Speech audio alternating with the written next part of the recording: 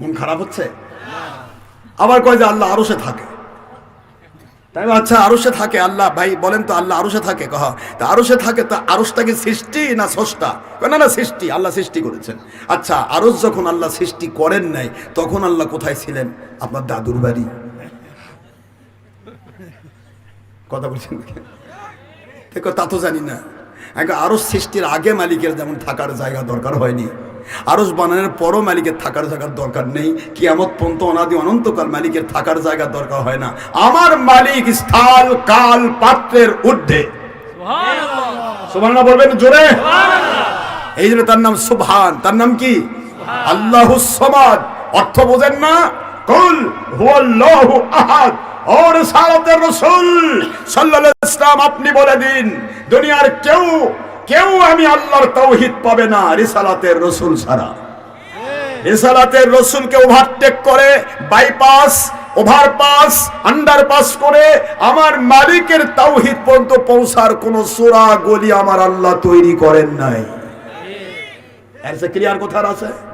রিসালাতের রাসূলকে দিয়ে তাওহীদের প্রকাশ। কুল বলে দিন গো আমার রাসূল সাল্লাল্লাহু আলাইহি ওয়াসাল্লাম, হুয়াল্লাহু আহাদ, আল্লাহ পাক এক। আপনি কুলটা বাদ দিয়ে পড়েন তো দেখি, কিয়ামত পর্যন্ত টাইম দিলাম, খালি কুল শব্দটা বাদ দেন। আল্লাহু আহাদ বলেন, হুয়াল্লাহু। এই সূরা শুরু করেন। আমার আল্লাহ কয় কিয়ামত পর্যন্ত সূরা পড়বি, তোর গুনাহ হবে, সওয়াব হবে না। কারণ কোলের ভিতরে রয়েছে আমার আখির রাসূলের রিসালাত। সুবহানাল্লাহ বলবেন না জোরে? রিসালাত ওভারটেক করে তাওহীদ পর্যন্ত পৌঁছা যায় না। এটা মুখস্থ করে রাখবেন। সূরা ইখলাসে দেন। এরপর আল্লাহ বলছেন আল্লাহুস সামাদ। বলুন গো বন্ধু, আমি আল্লাহ পাক বেনিয়াজ, আমার কোনো কিছু দরকার হয় না। নয় সময়ের, নয় খাওয়ার, নয় পড়ার, নয় নেওয়ার, নয় থাকার। কথা বলছেন না কেন? আমি প্রয়োজন মুক্ত, কোনো প্রয়োজন আমার হয় না। এই কথা বলতে গিয়ে রাগ হচ্ছেন না? সময় নেই, 12:15 বাজে। আর বলবো বাবাজিরা আমার, ফিনিশিং কথায় আসতেছি। মাশানুকা ইয়া রাসূলুল্লাহ, মনে আছে? আয়েশা রাদিয়াল্লাহু তাআলা বলেন, আল্লাহর বন্ধু আপনার শান বুঝতে পারলাম না। কে গো নবী আপনি? আমি বুঝতে পারি না আপনাকে। একদিন আমার ঘরের ভিতরে আমি আমার কাপড় সেলাই করছিলাম, ছোট্ট সোনামুখী সই দিয়া 12টা শব্দ, মানে সই, ছোট সই, যার ছিদ্রপথ এতই ছোট সুতা পর্যন্ত ঢুকতে চায় না। কাটিমের সুতা আছে না, ঢুকাবেন দেখেন যে সুতার চাইতে, সুতা যত মোটা তার চেয়ে চিকন ওই সুই পিছন চাই ছিদ্র, ঠিক আছে না? এই যে ঢুকতে চায় না, সুতাকে মোলায়েম করে দাঁত দিয়ে কামড়ে কামড়ে চিকন করে তারপরে ঢুকা ওপার থেকে টেনে বের করা লাগে, ঠিক না বেঠিক? আল্লাহর নবীর সাহাবী আয়েশা রাদিয়াল্লাহু তাআলা, নবীজির স্ত্রী, আমাদের মা, তিনি বলতেছেন আল্লাহর বন্ধু ওই দিন আমি সেলাই করতেছিলাম কাপড় সেলাই করার পর হঠাৎ করে বাতির তেল ফুরে গেল, বাতিটা নিভে গেল, অন্ধকার তমসাচ্ছন্ন রাতের অন্ধকারে আমি আয়েশা একা হয়ে গেলাম।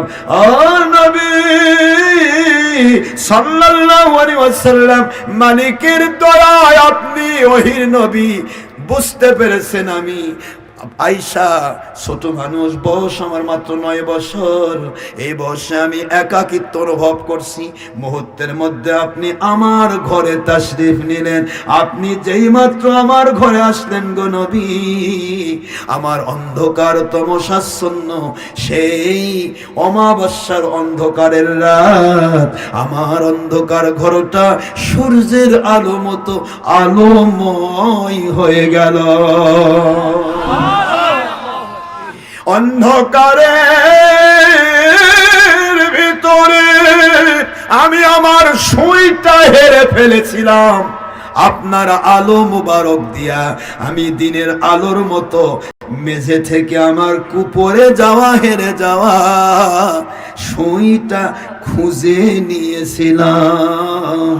মাশানুকা ইয়া রাসূলুল্লাহ সাল্লাল্লাহু আলাইহি ওয়াসাল্লাম। ও আল্লাহর বন্ধু, কে আমাকে জানিয়ে দিন।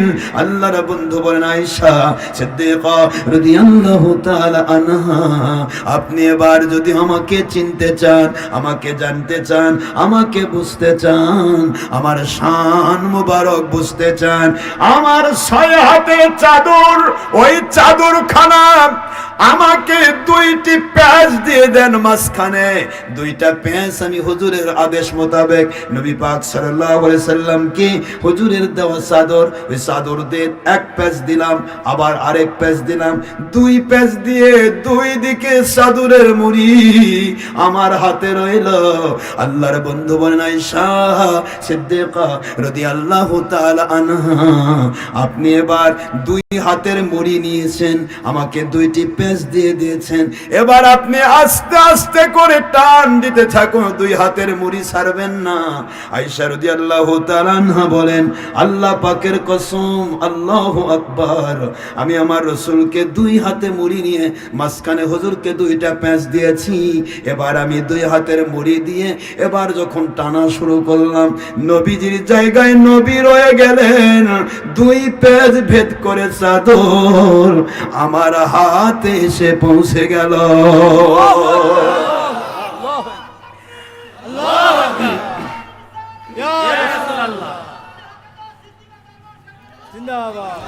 আয়েশা রাদিয়াল্লাহু তাআলা আনহা বলেন, ইয়া রাসূলুল্লাহ সাল্লাল্লাহু আলাইহি ওয়াসাল্লাম, আপনি 2টি চাদর ভেদ করে কেমন করে রয়ে গেলেন? হুজুর বলেন, ও আয়েশা, আউয়ালু মা খালাকাল্লাহু নূরা নবিকা, সর্বপ্রথম আপনার নবীর নূর মুবারক আমার আল্লাহ তৈরি করেছে। আমি নূরের নবী আয়েশা, সুবহানাল্লাহ। আপনার কষ্ট হচ্ছে? হাদিসে তাবারানী সনদ দারমি দার, এটা হলো ফেরদাউসুল দাইলাম যেটা বললাম। এবার তাবারানীতে আসছে সনদ দারমি, দারে কুতনি, মুসনাদে আব্দুর রাজ্জাক, মুসান্নাফ ইবনে আবি শাইবা, ইমাম বুখারীর দাদা পীর, সুবহানাল্লাহ, হাদিস কোট করেছেন। এবার আরেকটা হাদিস বলি, হযরতে আম্মা জান আয়েশা রাদিয়াল্লাহু তাআলা আনহা তিনি বর্ণনা করেন, ফাতিমাতুজ জোহরা রাদিয়াল্লাহু আনহা একদিন হযরতে বলবো না, রাগ হইছে, জিবরাইল আলাইহিস সালামের সাথে কথোপকথন হচ্ছে। জিবরাইল আলাইহিস সালাম বলতেছেন, আমি আপনার আব্বার চাইতে বয়সে অনেক বড়। সুবহানাল্লাহ। আপনার বাবার চাইতে বয়সে কেমন বড়? কয় যে আপনার বাবার আগে 1,23,999 জন পয়গম্বর, সবার কাছে তো আমি ওহী আল্লাহর পক্ষ থেকে নিয়ে এসে দিয়েছি, আর আপনার আব্বা তো শেষে আসছেন, আপনার আব্বা জানকেও আমি দিয়েছি, তুই সর্বদিক থেকে শ্রেষ্ঠ, তাতে সন্দেহ নাই, কিন্তু বয়সের দিক থেকে আমি বড়। ফাতেমা রাদিয়াল্লাহু আনহা বলেন, আমি বিশ্বাস করি না যে আপনি আমার আব্বার চেয়ে বড়,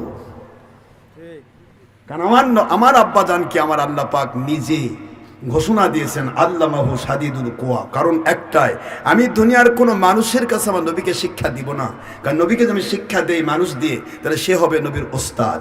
আমি আল্লাহ পাকের কাছে দুনিয়াতে আমার নবীর চাইতে বেশি শ্রেষ্ঠ কেউ থাক আমি পছন্দ করি না। এই জন্য আমার নবীর একমাত্র কেবলমাত্র শুধুমাত্র শিক্ষক আমি আল্লাহ থাকতে চাই। জোরে বলতে হবে সুবহানাল্লাহ। যার কারণেই আমার নবী পাক সাল্লাল্লাহু আলাইহি ওয়াসাল্লাম দুনিয়ার কারো কথা শিখেননি। এই সূত্র ধরে অনেকে বলেন নবী মূর্খ নবী। অথচ হুজুর পৃথিবীতে এসেই বলেছেন বইস্তু মুআল্লিমা, দুনিয়ার সকলকে শিক্ষা দেওয়ার জন্য আল্লাহ পাক আমাকে পাঠাইছেন। আপনাদের গ্রামের যে সবচেয়ে বেশি মূর্খ সে কবে? সবাক শিখার জন্য আমি আসছি। অর্থাৎ নবীজির শিক্ষক আল্লাহ অন্য কোনো মানুষকে বানাতে চান না। মন খারাপ হচ্ছে আপনাদের?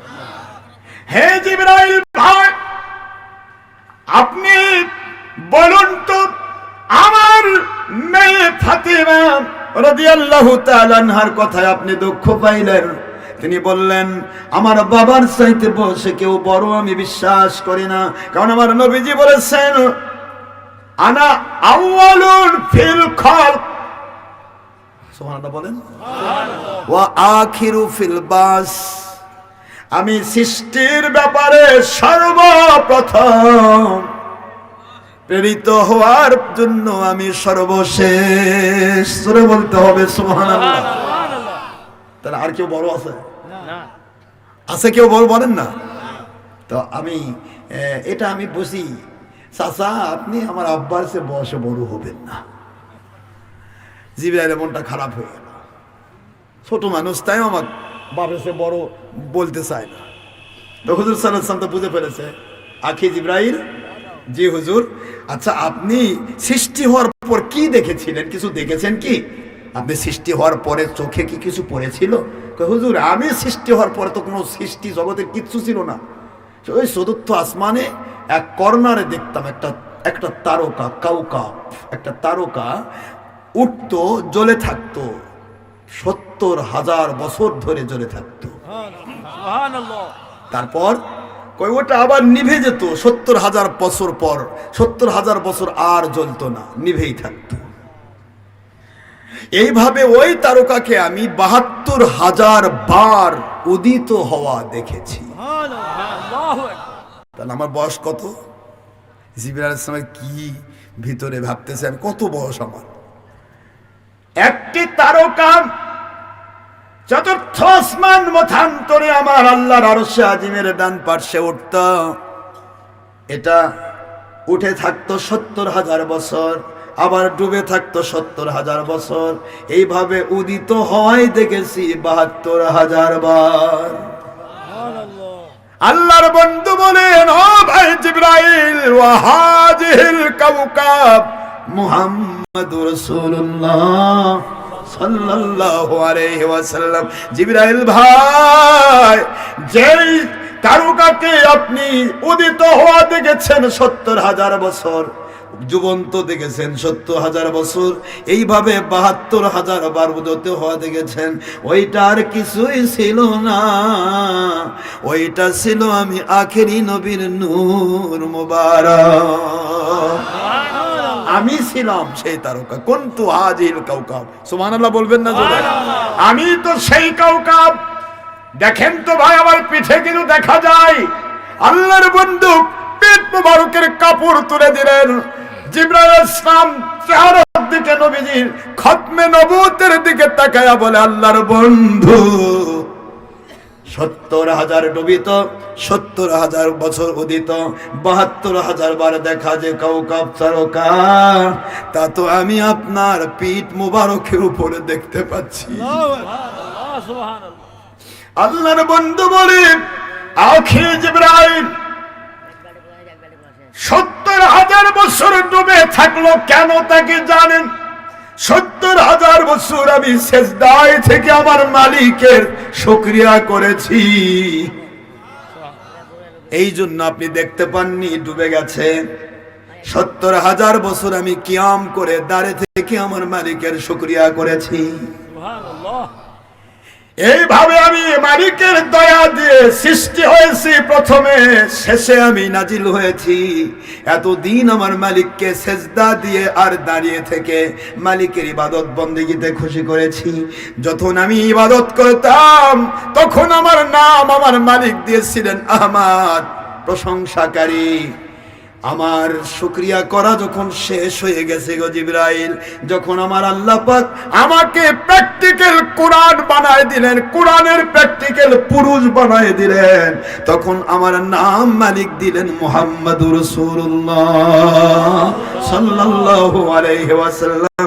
ও আমার বন্ধু, আজ থেকে আপনি নিজেই প্রশংসিত। জোরে বলতে হবে সুবহানাল্লাহ। আল্লাহ আপনার হুকুম তর করি আমি প্রতি পাই, তবু আলো দিয়ে বাতাই দিয়ে বাঁচানে বান্দা।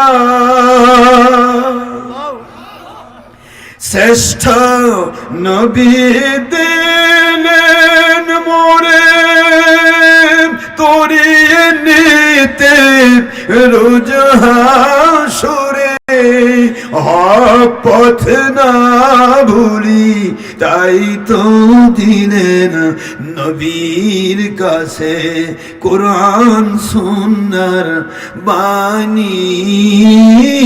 আল্লাহ আপনার মেহেরবানি। যুবক পড়েন, আল্লাহ খুশি হবে। সবাই আল্লাহ, এই তাহাজ্জুদ মধ্যে আল্লাহকে একবার ডাক দেন, আল্লাহ 70 বার বলবেন বান্দা তোমার পাশে হাজির। সবাই বলেন আল্লাহ আপনার মেহেরবানি। এই সুন্দর ফুল সুন্দর ফল, মিঠা নদীর পানি, আল্লাহ আপনার মেহেরবানি। আল্লাহ কষ্ট হয়? এই নওগাঁর সকল পুকুর নদী বিচিত্র মাছের খনি, আল্লাহ আপনার মেহেরবানি। এই শস্য শ্যামল ফসল ভরা মাটির ডালি খানি, আল্লাহ আপনার মেহেরবানি। আপনি কতই দিলেন রতন, মা বাবা ভাই বেরাদার পুত্র স্বজন, আপনি কতই দিলেন রতন, কোরআন সুন্নাহ নবী প্রেম ঈমান, ক্ষুধা পেলে অন্ন জোগান, ক্ষুধা পেলে খাবার জোগান, কেউ হেদায়েত চাইলে হেদায়েত জোগান, আপনার হুকুম মানি বা না মানি, আল্লাহ আপনার মেহেরবানি। এই সুন্দর ফুল সুন্দর ফল, মিঠা নদীর পানি, আল্লাহ আপনার মেহেরবানি। আল্লাহ আপনার মেহেরবানি।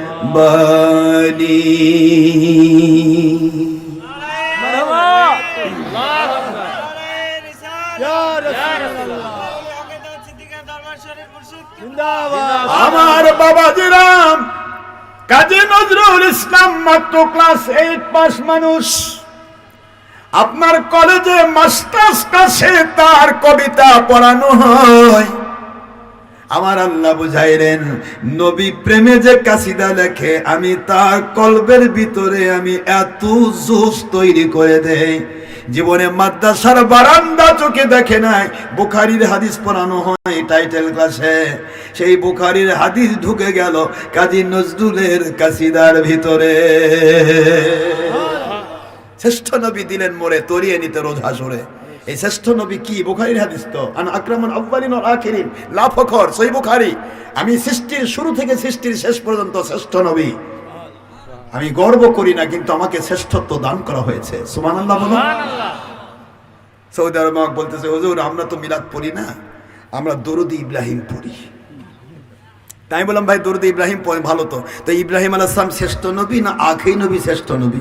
তাই কয় যে আখেরি নবী শ্রেষ্ঠ নবী। তো আখেরি নবী যদি শ্রেষ্ঠ নবী হয়, আপনি এটা তো বুঝতেইছেন বুখারীর হাদিস। তারপরও আল্লাহ পাক বলেছেন, বুখারীর এই কিতাব 7 পৃষ্ঠায় আসছে, লাউলা মুহাম্মাদুন মা খলাকতুকা ইয়া আদম আলাইহিস সালাম। হে আদম নবী আলাইহিস সালাম, সকল মানুষের বাবা, সকল নবীর বাবা, রাসূলের বাবা, আপনাকে আমি সৃষ্টি করতাম না যদি আখেরি নবীকে সৃষ্টি করার ইচ্ছা আমার না থাকতো। সেই বুখারী 5ম খণ্ড 7 পৃষ্ঠার প্রথম হাদিস। এই যে শামসুল হক ফরিদপুরে অনুদিত এই সহিহ বুখারী। আপনি কষ্ট পাচ্ছেন আমার কথায়? তাহলে আদম বাবাও তৈরি হতো না আখেরি নবী ছাড়া, আর সেই নবীর দরুদ শ্রেষ্ঠ নয়, ইব্রাহিম নবীর দরুদ শ্রেষ্ঠ বলে আপনি ওকালতি করে বেড়াচ্ছেন। শ্রেষ্ঠ দরুদ, উত্তম দরুদ, শ্রেষ্ঠ দরুদ, উত্তম দরুদ, এই গল্প করাটা বাদ দেন। আমার নবী শ্রেষ্ঠ, অন্য কোন নবীর শ্রেষ্ঠ নয়। কি আব্বা কথা কন না কেন? আমি বললাম ভাই দরুদ ইব্রাহিম তো আপনারা পড়েন, আমরাও তো পড়ি, এর নাম দরুদ ইব্রাহিম কবে থেকে হলো? আমি তো 12 লাখ হাদিস আমার মালিক আমার চোখে দেখাইছে, 12 লাখ। আমি জীবনে কোনো কেতাবে বা কোনো হাদিসে পাইনি। আপনারা যদি পেয়ে থাকেন একটা হাদিস কেমন দেবেন যে হাদিসে লেখা আছে এই দরুদটার নাম দরুদ ইব্রাহিম। তা কই যে দরুদ ইব্রাহিম লেখা থাকা লাগবে কেন? এখানে দরুদ ইব্রাহিম, ইব্রাহিম আলাইহিস সালাম নাম নাই? এই দরুদে ইব্রাহিম আলাইহিস সালামের নাম দেখেই তো নামকরণ করা হয়েছে। কাম সারা, তাও তো চাপা, তাও চাপা। তাই বললাম আচ্ছা দরুদ ইব্রাহিম নাম করেছেন, নামকরণ দিয়ে যখন করেছেন, তাই এবার আমাকে একটু দরুদটা পড়ে শোনান তো। প্রথম নামটা কি? আল্লাহুম্মা সাল্লি আলা ইব্রাহিম। কথা বলে প্রথম নামটা কি? তো মানুষ নামকরণ করে তো প্রথম নাম দিয়ে করে। আল্লাহুম্মা সাল্লি আলা মুহাম্মদ, ফার্স্ট নেম, ওয়া আলা আলী, সেকেন্ড নেম, কামা সাল্লাইতা আলা ইব্রাহিম, থার্ড নেম হলো ইব্রাহিম আলাইহিস সালাম। তাও কামা, যেমন, যেমন মানে তুলনা দেওয়া। সুবহানাল্লাহ বলবেন না জোরে? সুবহানাল্লাহ। আমার বাড়িতে একটা পাখা আছে, যেমন এই পাখাটি চলতেছে। কথা কম না কেন? তা আমার বাড়ির পাখায় এক নাকি? এই তো যেমন। তা আপনি প্রথম নাম Mohammad, overtake, bypass, underpass, overpass. Second name Mohammad, underpass, bypass, overpass. তারপরে থার্ড নম্বর নাম ক্যাচ করলেন, ধরে নামকরণ করলেন। তাহলে প্রথম নাম কি দোষ করলো, দ্বিতীয় নাম কি দোষ করলো, 3 নম্বর নাম দিয়ে নামকরণ করলেন। এটাই বোঝানো হয় আমার নবীকে বাদ দিয়ে যখন অন্য নবীর কেউ প্রশংসায় পঞ্চমুখ হয়, তখন ওই ব্যক্তিটা আমার নবীর দুশ্মন হয়ে যায়। সকল নবী আমার ইমান, সকল নবীর প্রতি ইমান আনতে হবে, কিন্তু কোন নবী আমার আদর্শ নয়। আমার আদর্শ আমার আখেরি নবী। সুবহানাল্লাহ বলবেন না মুসলমান জোরে? যে নবীর নাম ধরে কালেমা পড়া না পড়ার কারণে আজকেও ইহুদি কাফের। ইহুদিদের উপর আইন করা ছিল, আল্লাহ বলেছেন লা তুমিনুন্না বিহি ওয়া লা তানসুরুন্না। হে নবী রাসূল আলাইহিস সালাম, আপনারা রূহের জগতে, আমি গোটা জগৎ সৃষ্টির লক্ষ কোটি বছর আগে রূহের জগতে নবী রাসূল নিষ্পাপ মাসুম, আপনাদের কাছে আমি ইকরার নিচ্ছি। মিসাকান নবী সাল্লাল্লাহু আলাইহি ওয়াসাল্লাম, মিসাকান নবী, সূরাতুল আলে ইমরান খোলেন, 81 নম্বর আয়াত শরীফ খুললেই পাবেন, 3 নম্বর সূরা 4 নম্বর পারা, মুজাওয়াতুল আইন। আল্লাহ বলেন আমি মিসাক নিচ্ছি নবীদের কাছ থেকে, আমি অঙ্গীকার নিচ্ছি, আমি আপনাদের কাছ থেকে অঙ্গীকারনামা নিচ্ছি, আখেরি নবী যদি আপনাদের সামনে নাজিল হয়।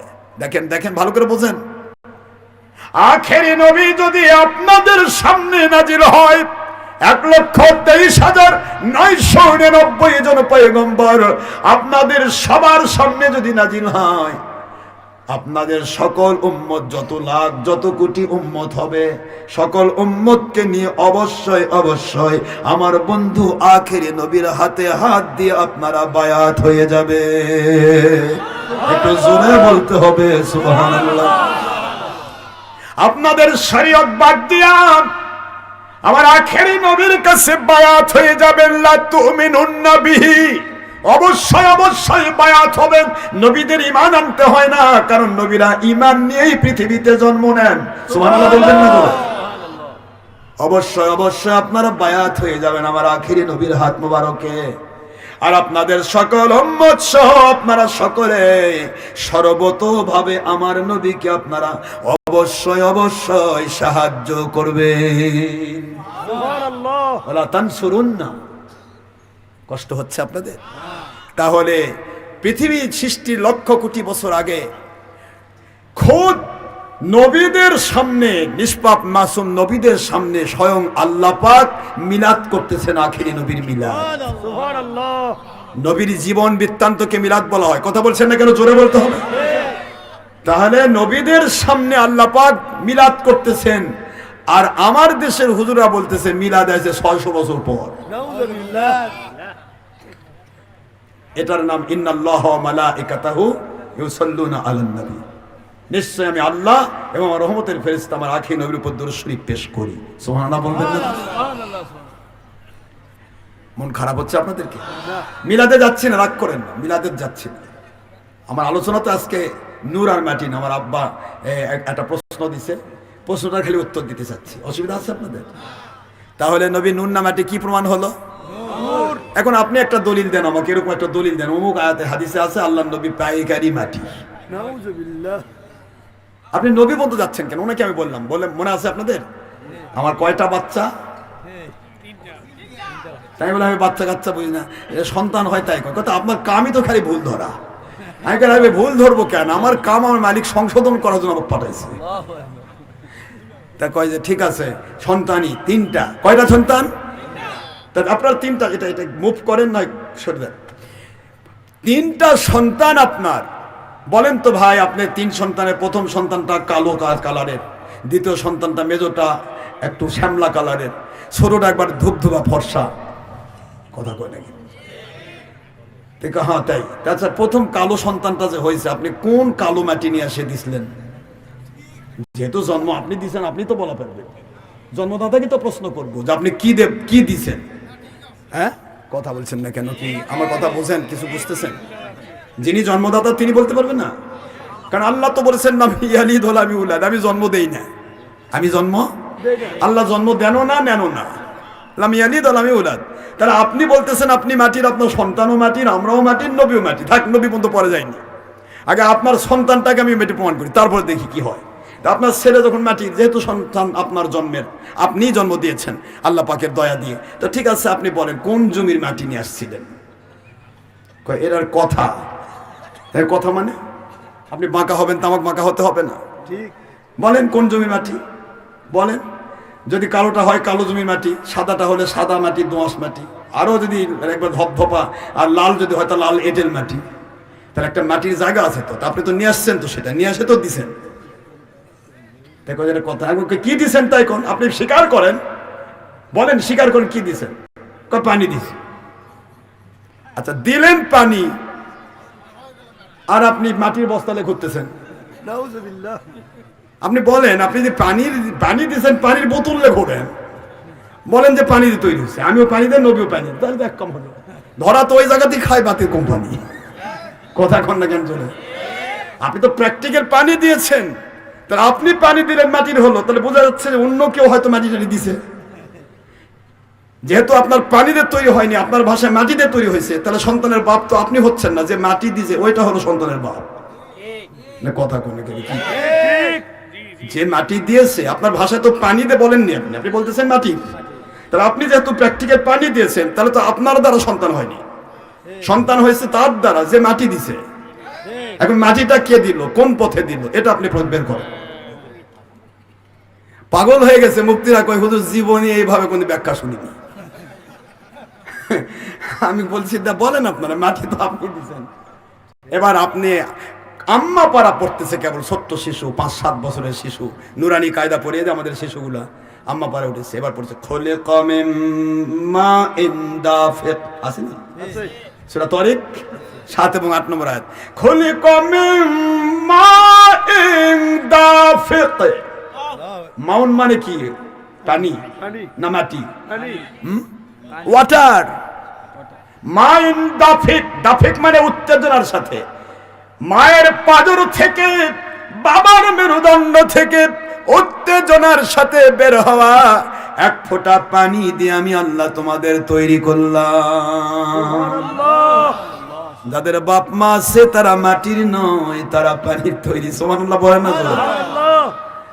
কার কথা এটা? তা সৃষ্টি করেছে আল্লাহ। আল্লাহ বলতেছে আমি পানি দিয়ে বানাইছি, আর আপনি বলতেছেন মাটি। তার মানে আল্লাহর চাইতে তো র্যাঙ্ক আপনার অনেক বড়।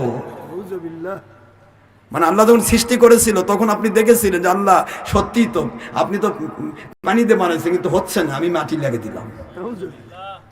এটা কি কথা? একটা মানুষের জ্ঞান বুদ্ধি কত নিচে নামবে। আর আমিও মাটি, নবীও মাটি, আদমও মাটি, পাইকারি মাটির বস্তালে ঘুরতেছে। আশ্চর্য কথা। আপনি পানির বোতলে ঘোরেন, তাও তো এক কাম হয়, তাও তো আমরা বলতে পারতাম যে ঠিক আছে, আপনিও যখন মানে নবীজিরও বাপ মা আছে, আপনারও বাপ মা আছে, আমারও বাপ মা আছে, তাহলে বাপ মা যার আছে তাই পানির তৈরি, তাহলে হুজুরকে এইভাবে পানি বলেন, তাও তো টিকবে না। কারণ আমার আল্লাহ নবীকে এক্সেপশনাল একটা আয়াতই দিছে, কদ জাআকুম মিনাল্লাহি নূর, জোরে বলুন সুবহানাল্লাহ। আমি আমার নবীকে নূর দিয়ে বানাইছি, একটু সুবহানাল্লাহ বলবেন না? সুবহানাল্লাহ। কেমনে বানাই শোনো, তোমাদের বাবা আদমের বাপ মা ছিল না, তোমার বাপ মা সে, তুমি মাটি বলতে যেও না। যদি কেউ বলে আদম মাটির, আমিও মাটির, আদম আলাইহিস সালামের বাপ মা নাই, আপনারও বাপ মা অস্বীকার হয়ে যাবে। কথা বলছেন না কেন? বাবা মা অস্বীকার করে সন্তান কখনো ভালো সন্তান হবে না বাবা। আল্লাহ বললেন আমার আদমের মা নাই বাবা নাই, আমি মাটিতে ডাইরেক্ট আমি আদমকে তৈরি করেছি। আদম আলাইহিস সালামকে তৈরি করার পর অটোমেটিক নার্ভাস সিস্টেম চালু করে দিলাম, এবং তার থেকে আর মাটি নিতে হলো না, তার পাঁজরের হাড় দিয়ে আমি তার স্ত্রী হাওয়াকে তৈরি করেছি।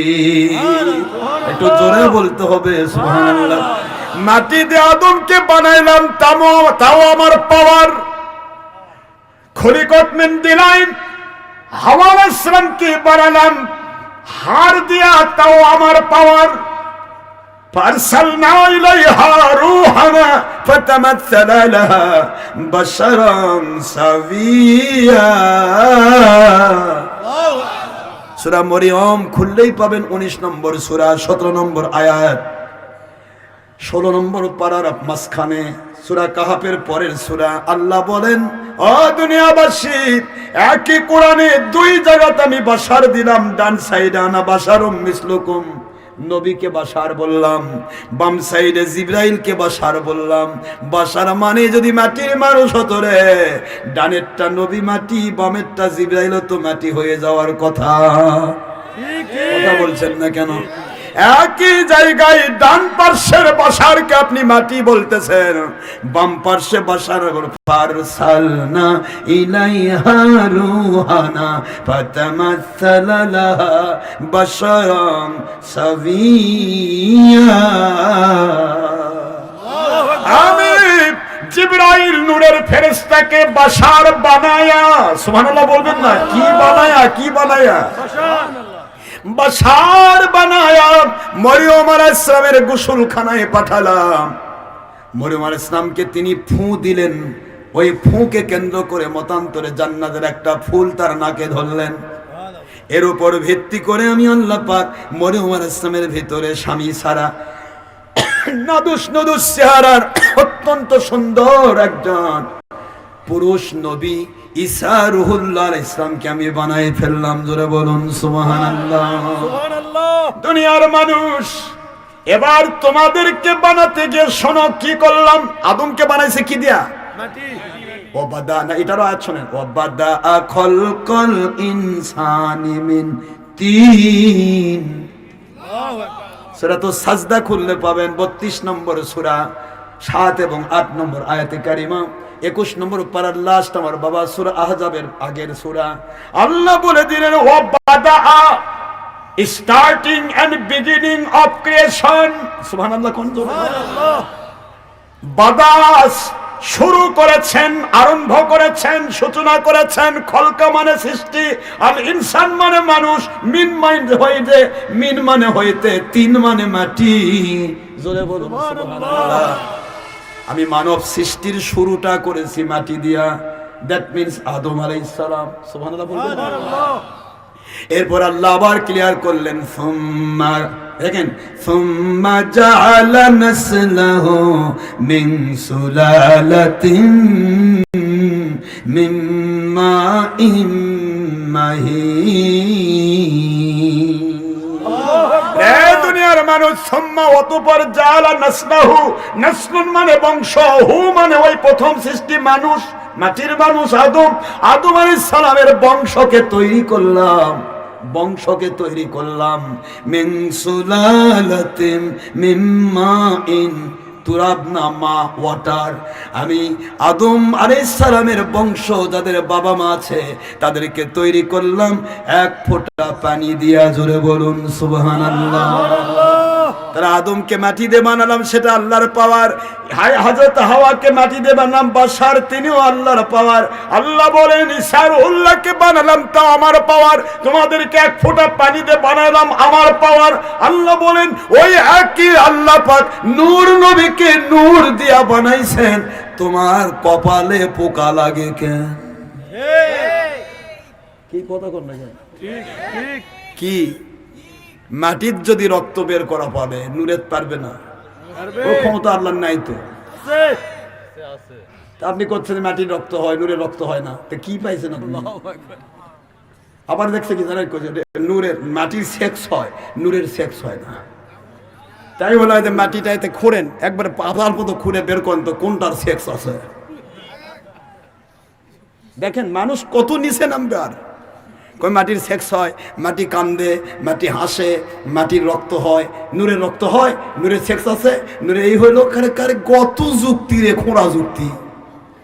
মাটির যদি আল্লাহ রক্ত বানাতে পারেন, মাটির যদি আল্লাহ হাড় বানাতে পারেন, মাটিকে যদি আল্লাহ রূহ দিতে পারেন, মাটিকে যদি আল্লাহ খাসা বানাতে পারেন, মাটিকে যদি আমার আল্লাহ পাক পেশাব পায়খানা করাতে পারেন, মাটিকে কথা বলাতে পারেন, মাটিকে অটোমেটিক নার্ভাস সিস্টেম বা স্পাইনাল কর্ড সমৃদ্ধ করতে পারেন, আমার আল্লাহ নূর দিতে পারবেন না কেন? এই পাওয়ারটা নাই।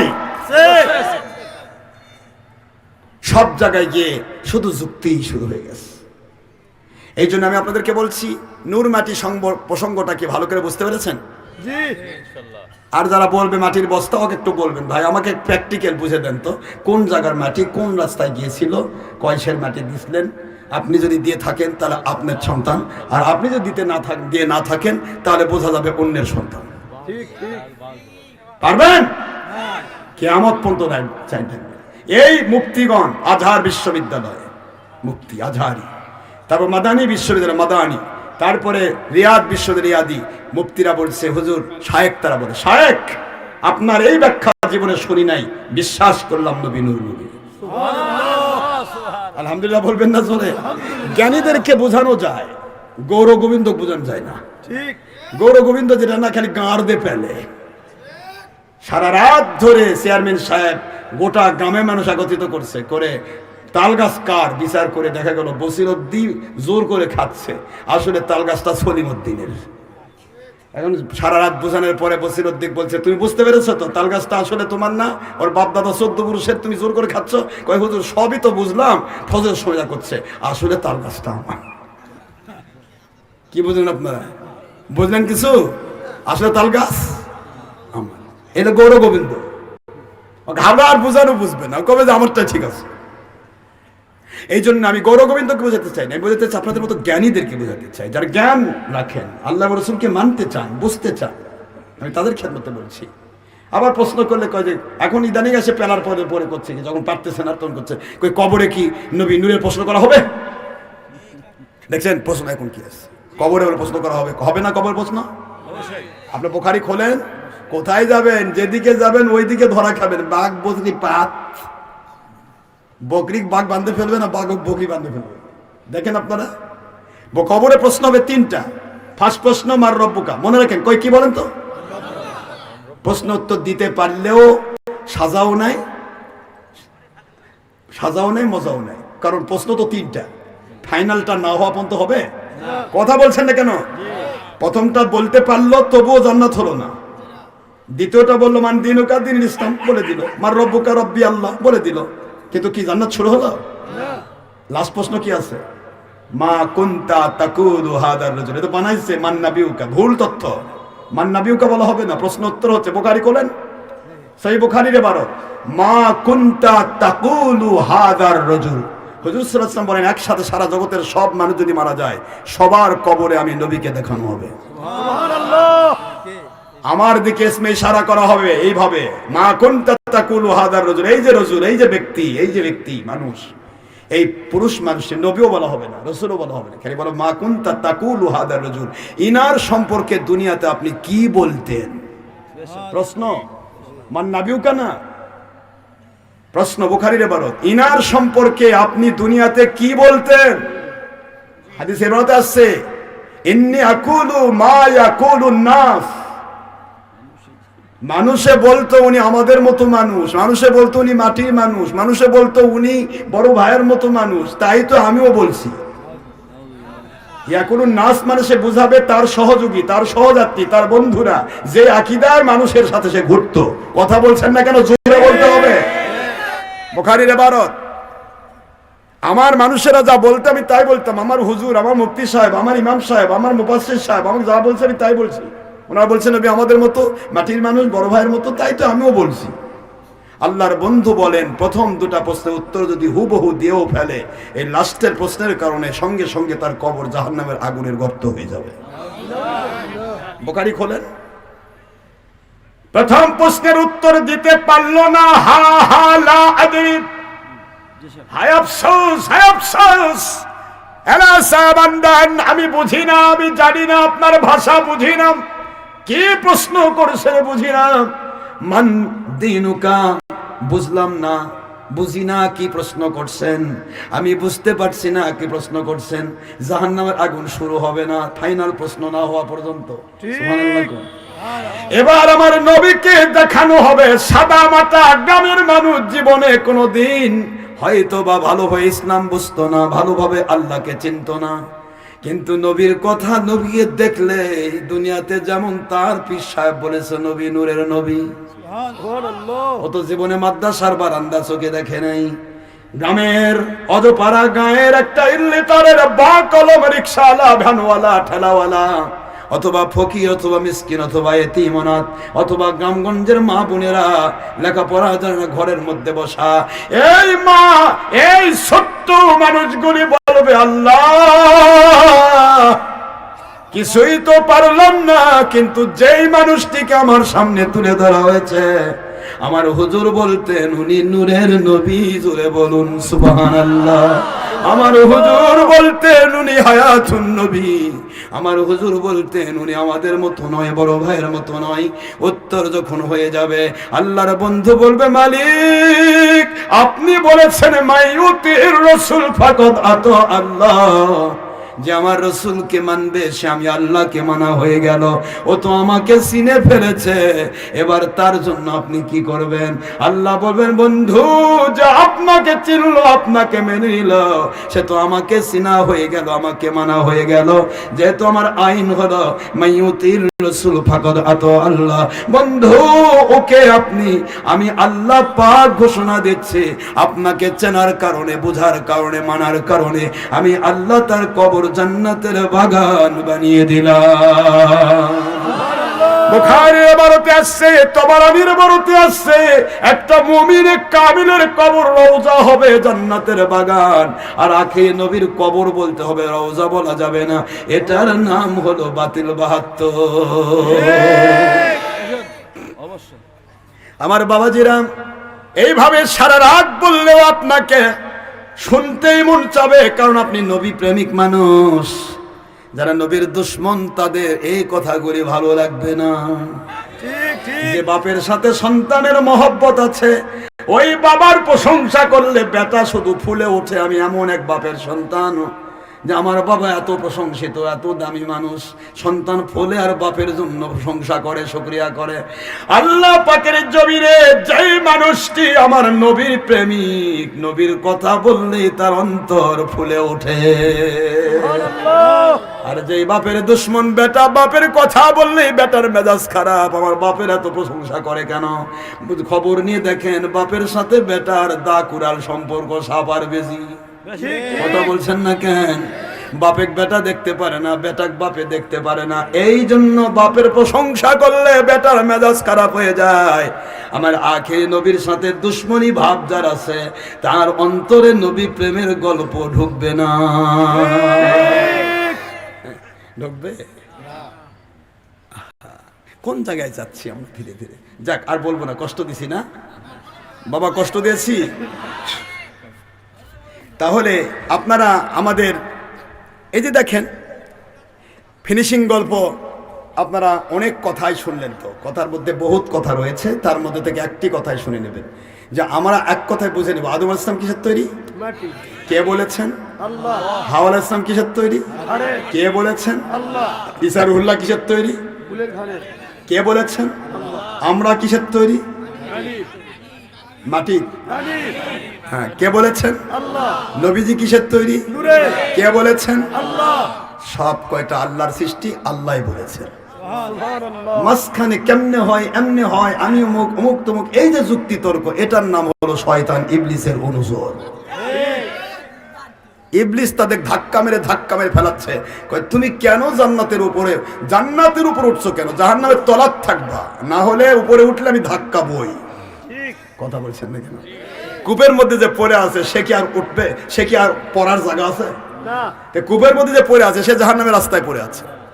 আর যেই মাত্র কূপ থেকে কোন আল্লাহর ওলি আপনাকে তুলে ফেললো উপরে, জান্নাতের বাগানে চলে গেলেন, এখন শয়তান আপনার ডান দিক থেকে, বাম দিক থেকে, সামনে থেকে, পিছন থেকে, বাপের উপর ভর করে, মায়ের উপর ভর করে, এলাকার হুজুরের উপর ভর করে বিভিন্ন ভাবে আপনাকে ধাক্কা মারবে, পর তাড়াতাড়ি পর, জাহান্নামের তলাত পর। এখন ধাক্কা সহ্য করে যখন আপনি টিকে থাকবেন মৃত্যু পর্যন্ত হকের উপরে, তখন আপনি হবেন নবীজির জান্নাতের সাথী ওলি। সুবহানাল্লাহ বলবেন না জোরে? আর ধাক্কা খাই যদি আবার জাহান্নামের আগুনে পড়েন, আর কার ঠেকা আপনার তুলে? এই জন্য আমাদের দায়িত্ব আপনাকে সত্য পথ দেখানো। আমার কোম্পানির নামই হকের দাওয়াত। ঠিক, ওয়াতাওয়াসাউ বিল হক। আল্লাহ কোন জায়গায় কয়নি তোমার কোম্পানির দাওয়াত দাও, আল্লাহ বলেছেন হকের দাওয়াত দাও। এই জন্য আমার কোম্পানির নাম হকের দাওয়াত, মাদ্রাসার নাম হকের দাওয়াত, দরবারের নাম হকের দাওয়াত, মসজিদের নাম হকের দাওয়াত। আলহামদুলিল্লাহ বলবেন না? আমার জিন্দেগি শুধু হকের দাওয়াত নিয়ে করছি। কেউ যদি বলে হুজুর বাতিলের দাওয়াত দিচ্ছে, চ্যালেঞ্জ করুন। যদি পারেন প্রমাণ করতে, 100 কোটি টাকা এখনই পাবেন, বিনা তবিলের, অসুবিধা নেই। ঠিক ঠিক, আমার দাওয়াতই হকের দাওয়াত। আশরাফ সিদ্দিকীর দাওয়াত নয়, কোনো ব্যক্তির নয়, কোনো কোম্পানির নয়, হকের দাওয়াত। কিসের দাওয়াত? এই বাংলার জমিনে মাত্র এক নয়, দুই নয়, মাত্র সারা পৃথিবীর বুকে আপনার টাইম দিলাম 200 বছর অপরে, 200 বছর আগে চলে যান। আজকে 2025 সাল, এখান থেকে 200 বছর আগে চলে যান, 18 সালে চলে যান। কষ্ট হচ্ছে আপনাদের? 18 সালের দিকে চলে যান। সারা পৃথিবীতে পীরের মুরিদ ছাড়া, মাযহাব মাননেওয়ালা ছাড়া কোন মুসলমান দাবিদার কেউ ছিল না।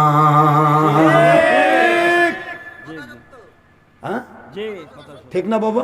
বলেন আপনারা। ব্রিটিশ আমল থেকে শুরু, এত কোম্পানি তো ছিল না। যারা 30 বছর আগে মিলাদের প্যাকেট খায় বড় হয়েছে, তারা এখন মিলাদের বিরোধী। 100 বছর আগে যারা পীরের ঝোলা টানে ঘুরছে, এখন তারা পীর বিরোধী। কথা বলছেন না কেন?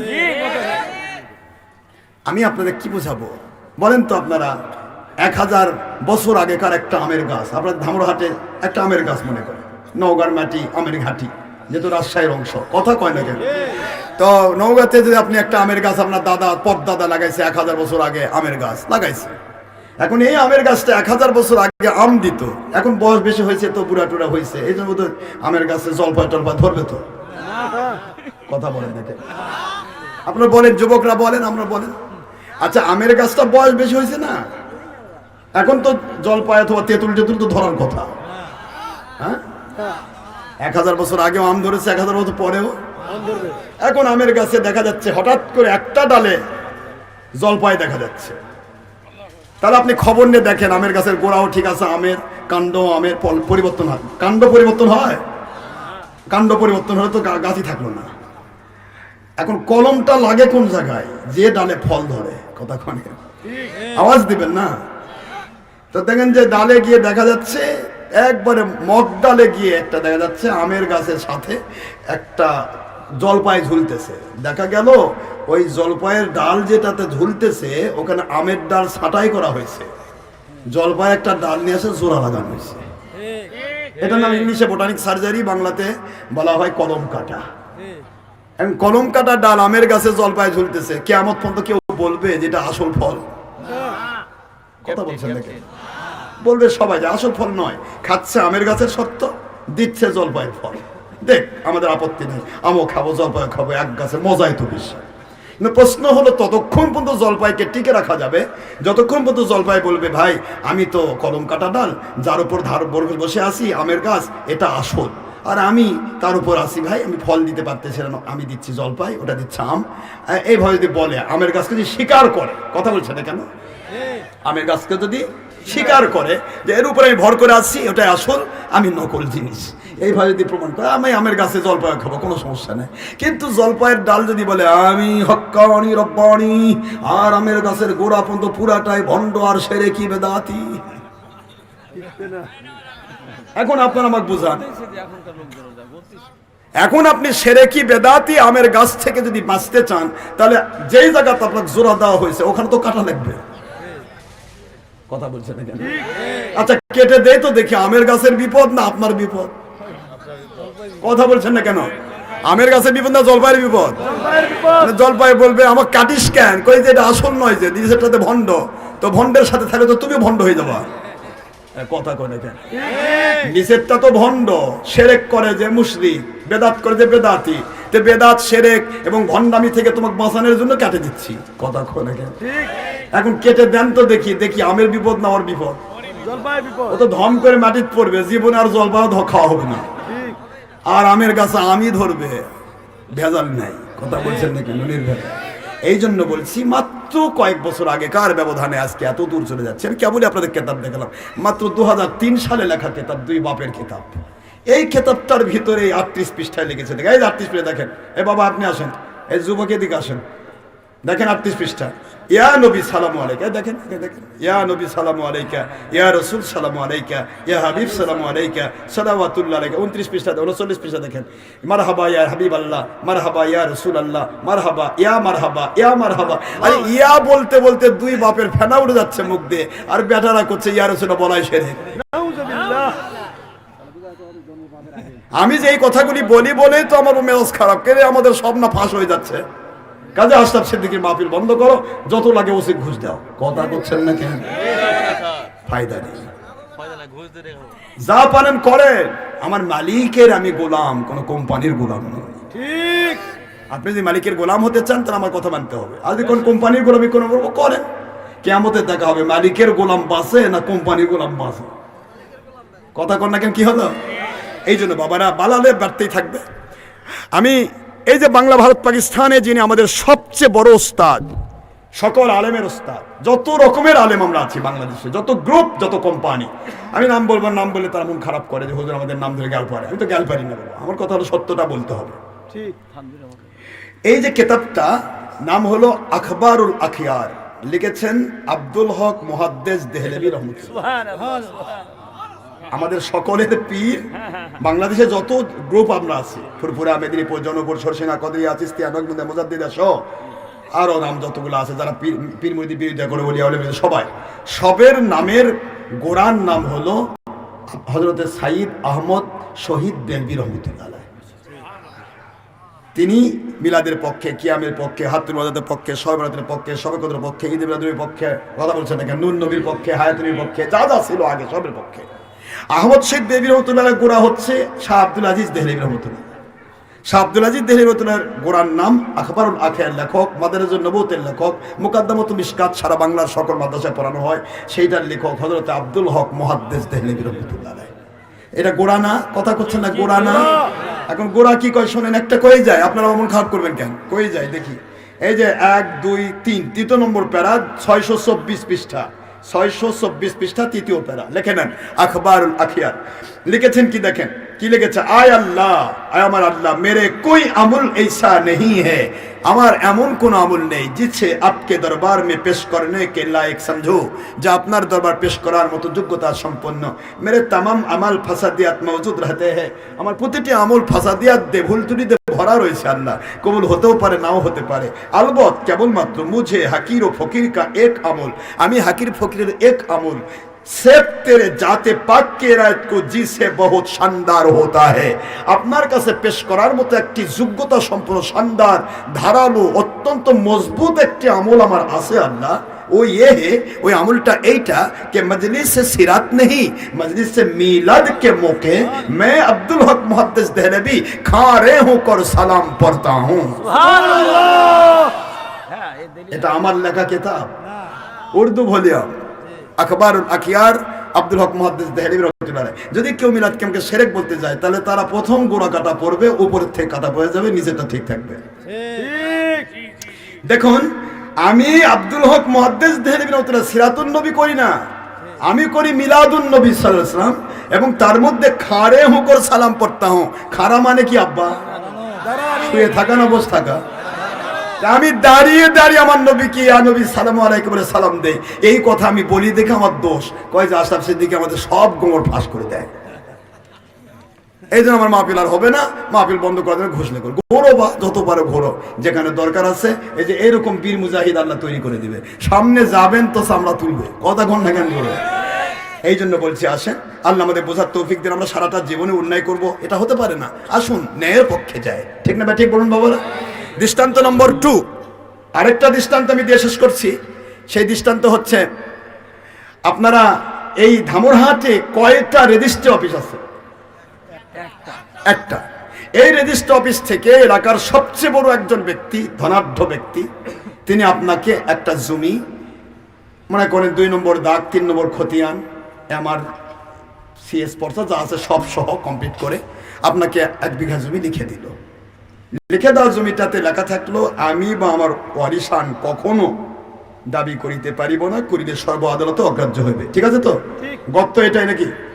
এই যে লেখা দেওয়া হলো, 1 ঘন্টা আপনাকে দিল 10টায়, 11টার সময় গিয়ে আবার আরেকজন দিছে, আপনাকে দিছে 1 লাখ টাকা দিয়ে, আরেকজন দিছে 1 কোটি টাকা দিয়ে। বোঝার চেষ্টা করতেছেন না? ঘুম পাচ্ছেন? আপনাকে দিছে কয় টাকা দিয়ে? 1 লাখ টাকাতে 1 বিঘা। 1 ঘন্টা পরে আবার কি ভূমিরতি ধরেছে, উনি আরেকজনকে দিয়েছে 1 কোটি টাকা দিয়ে। ওই একই জমি, একই দাগ, 1 নম্বর দাগ, 2 নম্বর খতিয়ান, ওই একই জমি। এবার দুইজনে ভেজাল হবে না? এখন এই ভেজাল দুইজন সারা দুনিয়ার সব আদালতে জানতো জমিটা টিকবে কার? আওয়াজ দেবেন জোরে। এই যুবক বাবা, কোনটা টিকবে? আগেরটা টিকবে, কারণ 1 ঘন্টা আগে লেখা আছে, আমি বা আমার কোনো ওয়ারিশগণ কখনো, এই কখনোর ভিতর আছে দিন, কাল, সময়, ঘন্টা, মিনিট, সেকেন্ড। কথা বলছেন না কেন জোরে? তাহলে আমি বা আমার কোনো সন্তান ওয়ারিশগণ কখনো দাবি করিতে পারিব না, করিলে সর্ব আদালত অগ্রাহ্য হইবে। সর্ব আদালত মানে এই মেম্বারের আদালত থেকে, কথা কয়, মেম্বারের আদালত থেকে ইন্টারন্যাশনাল ট্রাইব্যুনাল পর্যন্ত সব আদালতে অগ্রাহ্য। যেখানেই যাবেন একই গদ দেখা যাবে। আপনি 1 ঘন্টা আগে জমির মালিকানা হারাইছেন, 1 ঘন্টা পরে আবার দিবেন কেমনে? ঠিক কথা বলেন না কেন? আমার আল্লাহ বলেছেন, লা তাবদীলা লিকালিমাতিল্লাহ। আমি 1500 বছর আগে আমার নবীকে যে ইসলাম দিয়েছি, ওই ইসলাম কিয়ামত পর্যন্ত কোনো পরিবর্তন হবে না। সুবহানাল্লাহ বলবেন না? জোরে বলবেন না সুবহানাল্লাহ? যদি আল্লাহ বলতেন আমার ইসলাম পরিবর্তিত হবে, তাহলে প্রতি বছর পরিবর্তন যেটাই হবে সেটাই আসল। কথা বলছেন না কেন? কিন্তু আল্লাহ বলেছেন আমার ইসলাম কোনো পরিবর্তন হবে না। তাহলে আপনি 100 বছর আগে পীরের পক্ষে, 100 বছর পরে পীরের দুশ্মনী, 100 মানে 30 বছর আগে মিলাদের পক্ষে, 30 বছর পরে মিলাদের বিপক্ষে, এতে 22 বছর আগে নূরের পক্ষে, 22 বছর পরে মাটির পক্ষে। আমি বোঝাতে চাচ্ছি আপনাকে যে আপনি আগেরটাই তো আসল হবে, পরেরটা তো নকল হবে। ঠিক, আসল কোনটা হবে? 1 ঘন্টা আগের দলিল যদি 1 ঘন্টা পরের দলিলকে বাতিল করে 1000 বছর ধরে চলে আসা এই বাংলার জমিনের ইসলাম, শাহজালাল, শাহপরান, শামকদম, মাইশারবলকি, খানজাহান আলী, আমার ফুরফুরা, মেদিনীপুর, জনপুর, সরসিনা, কদরিয়া, তিস্তিয়া, নকশবন্দিয়া, মুজাদ্দিদিয়া, সব ভারনিয়া, কি কোন আপনারা যত ওলিয়া উলিয়া বাংলার জমিনে আসলেন, হিন্দুদেরকে কলেমা পড়ে মুসলমান বানালেন। ও আব্বাজান মুসলমান, যদি আমার মিলাদ আলা পীরেরা, নবীকে নূর বলা পীরেরা, যদি 20 রাকাত তারাবি পড়া পীরেরা, মাযহাব মানা পীরেরা, বায়াত হওয়া পীরেরা যদি আমার পূর্বপুরুষদের হিন্দু থেকে মুসলমান না বানাইতেন, আজকে আমি মুফতি নয়, মুহাদ্দিস নয়, মুফাসসির নয়, হুজুর নয়, ইমাম নয়, আন্তর্জাতিক খ্যাতি সম্পন্ন বক্তা নয়। हमारा हर हर घर में, हर हर मोहल्ला में, हर हर घर में, हर हर मोहल्ला में निंगटी पढ़ने वाला हिंदू का बेटा हिंदू और पैता पढ़ने वाला है। ठीक ठीक কথা কইলা দেখেন না, কিছুই হতাম না, মাদানি নয়, শায়েখ নয়, হুজুর নয়, মুফতি নয়, মুহাদ্দিস নয়, ইমাম নয়, ডক্টর আশরাফ সিদ্দিকী নয়। ওলি আউলিয়া যদি বাংলার জমিনে ইসলাম না নিয়ে আসতেন, আমার পূর্বপুরুষদেরকে কর্মা না পড়াতেন, আজ আমরা হিন্দুর বেটা নিংটি পরে ঘুরে বেড়াতাম। আজ আপনি বলতেছেন মদ ডালে উঠে কয় সব ভণ্ড, আমি আসল। এটার নাম হলো আমের গাছে জলপাইয়ের ডাল। কথা বলছেন না কেন? আর বলবো না, হয়েছে দাঁড়ান। এ কি দিছে আব্বা আবার? আর দেন না ভাই, রাত হয়ে গেছে। সবে বরাত ঈদ যদি পালন করা যায়, কে পাগলা নাকি? হাই হাই, হ্যাঁ শুনবেন? প্রশ্ন দিচ্ছে আমার আব্বা, হ্যাঁ আমার যুবক, সবে বরাত আর ঈদে মিলাদ পালন করা যাবে কি না? যাবে? আপনারা কি কন? এমনি বললে হবে না, দলিল লাগবে? এই আর যারা বলে যাবে না, বলেন যে ভাই দলিল কই? কই দলিল নেই। আমাকে বলতে মিলাদ মিলাদ কই পাইছেন? মিলাদের তো দলিল অনেকগুলো আছে ভাই, মিলাদ নাই কোথায়? তা তো নেই, দলিল নেই। মিলাদের বিরুদ্ধে কোনো দলিল নেই, কিন্তু মিলাদের পক্ষে দলিল আছে না? নাই। নূরের বিরুদ্ধে দলিল নেই, কেমন দলিল দিতে পারবেন না। ওই আনা বাসার মিসলুক খালি আমতা আমতা এ সাফাবাজি করা লাগবে, কিচ্ছু নেই। কিন্তু নূরের পক্ষে দলিল আছে না? নাই। আপনি যেটা দিয়ে যান, পীরের পক্ষে দলিল আছে না? নাই। আচ্ছা পীরের বিরুদ্ধে একটা দলিল দেন, বের করে। মান ইয়াহদিল্লাহু ফাহুয়াল মুহতাদি ওয়া মান ইউদ্লিল ফালান তাজিদ লাহু ওয়ালিয়াম মুরশিদা।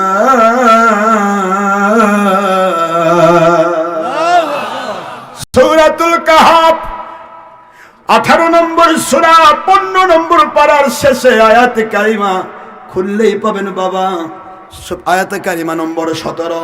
আল্লাহ পাক বললেন মক্কায় অবতীর্ণ আয়ের মাইয়াহদিল্লাহ, যাদেরকে আমি হেদায়েতের আলো দিয়ে ধন্য করতে চাই, ফাহুয়াল মুহতাদি, সে হেদায়েতের একজন নবী রাসূল পাবে।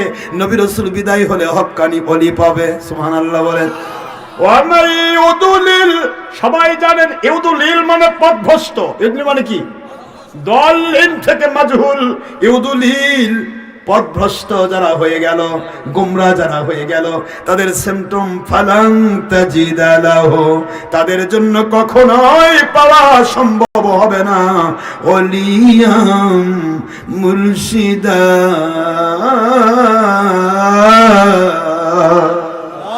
তাদের জন্য কখনো হক্কানি ওলি মুর্শিদ খুঁজে পাওয়া সম্ভব হবে না। হক্কানি ওলি মুর্শিদ খুঁজে না পাইলে সেটা পথভ্রষ্ট। এবার হক্কানি ওলি মুর্শিদের দুশ্মনী করলে সেটা তো পাকা মুসলমান। হ্যাঁ বলেন আপনারা। বুখারীর হাদিস, মান আদানি ওয়ালিয়ান ফাকাদ আযানতুহু বিল হারব। সহিহ বুখারী দ্বিতীয় খণ্ড 26 পারা, লেবানিজ ছাপা, ইন্ডিয়ান ছাপা, বাংলা বাজার, ঢাকার ছাপা, পাকিস্তানি ছাপা, মিশরি ছাপা, দেওবন্দি ছাপা, সব ছাপা সহিহ বুখারী বের করেন। 26 পারা, দ্বিতীয় খণ্ড 963 পৃষ্ঠার প্রথম হাদিসে করছি। আল্লাহ বলেন ওমান, যে বা যারা আদা দুশ্মনী করলো, লি আমি আল্লাহর, কি ওলিয়ান আমার ওলি যারা হয়েছে তাদের। সুবহানাল্লাহ বলবেন না? আমার ওলিদের যারা দুশ্মনী করলো, ফাকাদ আযানতুহু বিল হারব, আমি আল্লাহ তাদের বিরুদ্ধে আমি অ্যাডভান্স যুদ্ধ ঘোষণা দিয়ে রাখলাম। আল্লাহ বুঝাচ্ছেন যুদ্ধ হয় বন্ধুর সাথে নয়, শত্রুর সাথে। কথা করছেন না কেন? আপনি যদি যুদ্ধ করেন বন্ধুর সাথে শত্রুর সাথে? আল্লাহ বলেন আমি যুদ্ধ ঘোষণা যার বিরুদ্ধে দেই, আমার শত্রু। আর আল্লাহর শত্রু যেটা সেটা তো পাকা মুসলমান। বলেন বলেন বলেন না। এই জন্য হক্কানি ওলি আউলিয়ার দুশমন হবেন না বাবা, তলা খুলে যাবে, ঈমান নষ্ট হয়ে যাবে।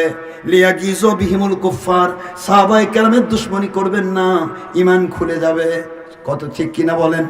হোসেন বাহিনীর দুশমনী করবেন না, এজিদের ওকালতি করবেন না। এজিদ রহমতুল্লাহ আলাইহি, যদি এজিদ রহমতুল্লাহ আলাইহি হয়, এত মায়া আপনার এজিদের প্রতি, আপনার বেটার নাম আপনি এজিদ রাখেন না কেন? রাখেন, আপনার বাপের বেটার নাম এজিদ রাখেন। আমরা মনের সুখে দেখি ওই এজিদের বাপ। এজিদের এত প্রশংসা কেন?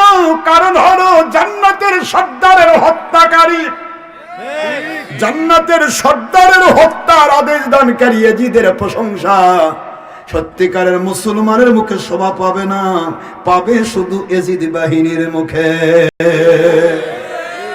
বাবারা আমার, এই জন্য বলছি সাহাবায়ে কেরামের দুশমনি করবেন না, ওলি আউলিয়ার দুশমনি করবেন না, এজিদ বাহিনীর পক্ষ নেবেন না, নবীজি পাক সহ কোন নবীর বিরুদ্ধে কথা বলবেন না। ঠিক না ঠিক বলুন? একজন নবীর ব্যাপারে কেউ যদি ছোট্ট একটা কথা বলে, একজন নবী ব্যাপারে নবী যতটুকু করে আল্লাহ তৈরি করেছে তার সে একটু কমায় বলে, আল্লাহর হাবিব বলেন সঙ্গে সঙ্গে সে ঈমান হারা বেঈমান হয়ে যাবে। নাউজুবিল্লাহ বলেন। নবী রাসূলকে নবী রাসূলের র্যাঙ্কে রাখতে হবে, কোন জায়গাতে ভেজাল করবেন না। দরুদ ইব্রাহিম উত্তম যথেষ্ট বলবেন না। কোরআনের আইন সাল্লু আলাইহি ওয়া সাল্লিমু তাসলিমা, হে মুমিন আমি আল্লাহর আইন হলো যেখানেই নবীকে দরুদ পড়বে সেখানেই তাকে সালাম দিবে। যেই দরুদে দরুদ সালাম একসাথে নাই ওটা কখনো শ্রেষ্ঠ এবং উত্তম বললে কোরআনের আয়াত অমান্য হয়ে যাবে। কথা বলছেন না কেন? কোরআনের আয়াত বলতেছে যেখানে দরুদ সেখানে সালাম, এটা হবে উত্তম দরুদ। আপনি দরুদ ইব্রাহিম কিয়ামত পর্যন্ত পড়েন কিন্তু এর মধ্যে দরুদই আছে, সালাম নাই। কথা বলছেন না কেন? আর এই দরুদের নাম দরুদ ইব্রাহিম নয়। বুখারী খুলুন, সালাত ফিত তাশাহুদ, বলুন বলুন, সালাত ফিত তাশাহুদের মধ্যে পড়া দরুদ। সুবহানাল্লাহ বলেন। তাহলে বুখারীর ইবারত তাশাহুদের ভিতরে পড়া দরুদ আপনি বানাইলেন দরুদ ইব্রাহিম। আমি বলতে চাই আপনি বলেন না মানুষকে ভাই উত্তম দরুদ হলো তাশাহুদের মধ্যে দরুদ, তখন ধরা খাইবেন ওটা তো তাশাহুদের মধ্যে, আপনি বাইরে নিয়ে আসতেছেন কেন? এই ধরা খাওয়ার ভয়ে বানাইছে দরুদ ইব্রাহিম। পড়ল আয়াতে কারিমা, ইন্নাল্লাহা নিশ্চয় আল্লাহ ও মালাইকাতুহু এবং তার ফেরেশতাগণ ইউসাল্লুনা আলান নবী, আখি নবীর উপর দরুদ শরীফ পেশ করছেন। আর হে মুমিনেরা, ইয়া আইয়ুহাল্লাযীনা আমানু, হে মুমিনেরা সাল্লু, সবাই দরুদ শরীফ পড়ো আলাইহি, ওই আখেরি নবীর উপর, ওয়া সাল্লিমু তাসলিমা, যেখানে আখেরি নবীর উপর দরুদ শরীফ হবে সেখানে আদবের সাথে তোমরা সালাম দাও। পড়ল সূরা আহজাবের 56 নম্বর আয়াত, 33 নম্বর সূরা 22 নম্বর পারা মদিনা 9। এই আয়াত পড়লো, পড়ে পড়তেছে বালাগালুলা বিকামালিহি। কোরআনের আয়াত কেউ ফাঁকি দিল, কথা কোন না কেন? ওটা পড়ে পড়তেছে দরুদ ইব্রাহিম। যেই ইব্রাহিম দরুদ পড়তেছে, যে আয়াত পড়ে পড়লো, ওই আয়াতের মধ্যে ইব্রাহিম আলাইহিস সালামের নামও নাই, গন্ধও নাই। তাহলে আয়াত পড়লো একটা, দরুদ পড়ে আরেকটা। আপনাকে ঠিকই বুঝলাম আমি দরুদ পড়লাম কিন্তু ফাঁকি দেওয়া হয়ে গেল। কথা কয় না, দেখেন না কোন খারাপ হচ্ছে না? যাক, আমার বাবা শুনতে চেয়েছে, এক কথা জবাব দেই।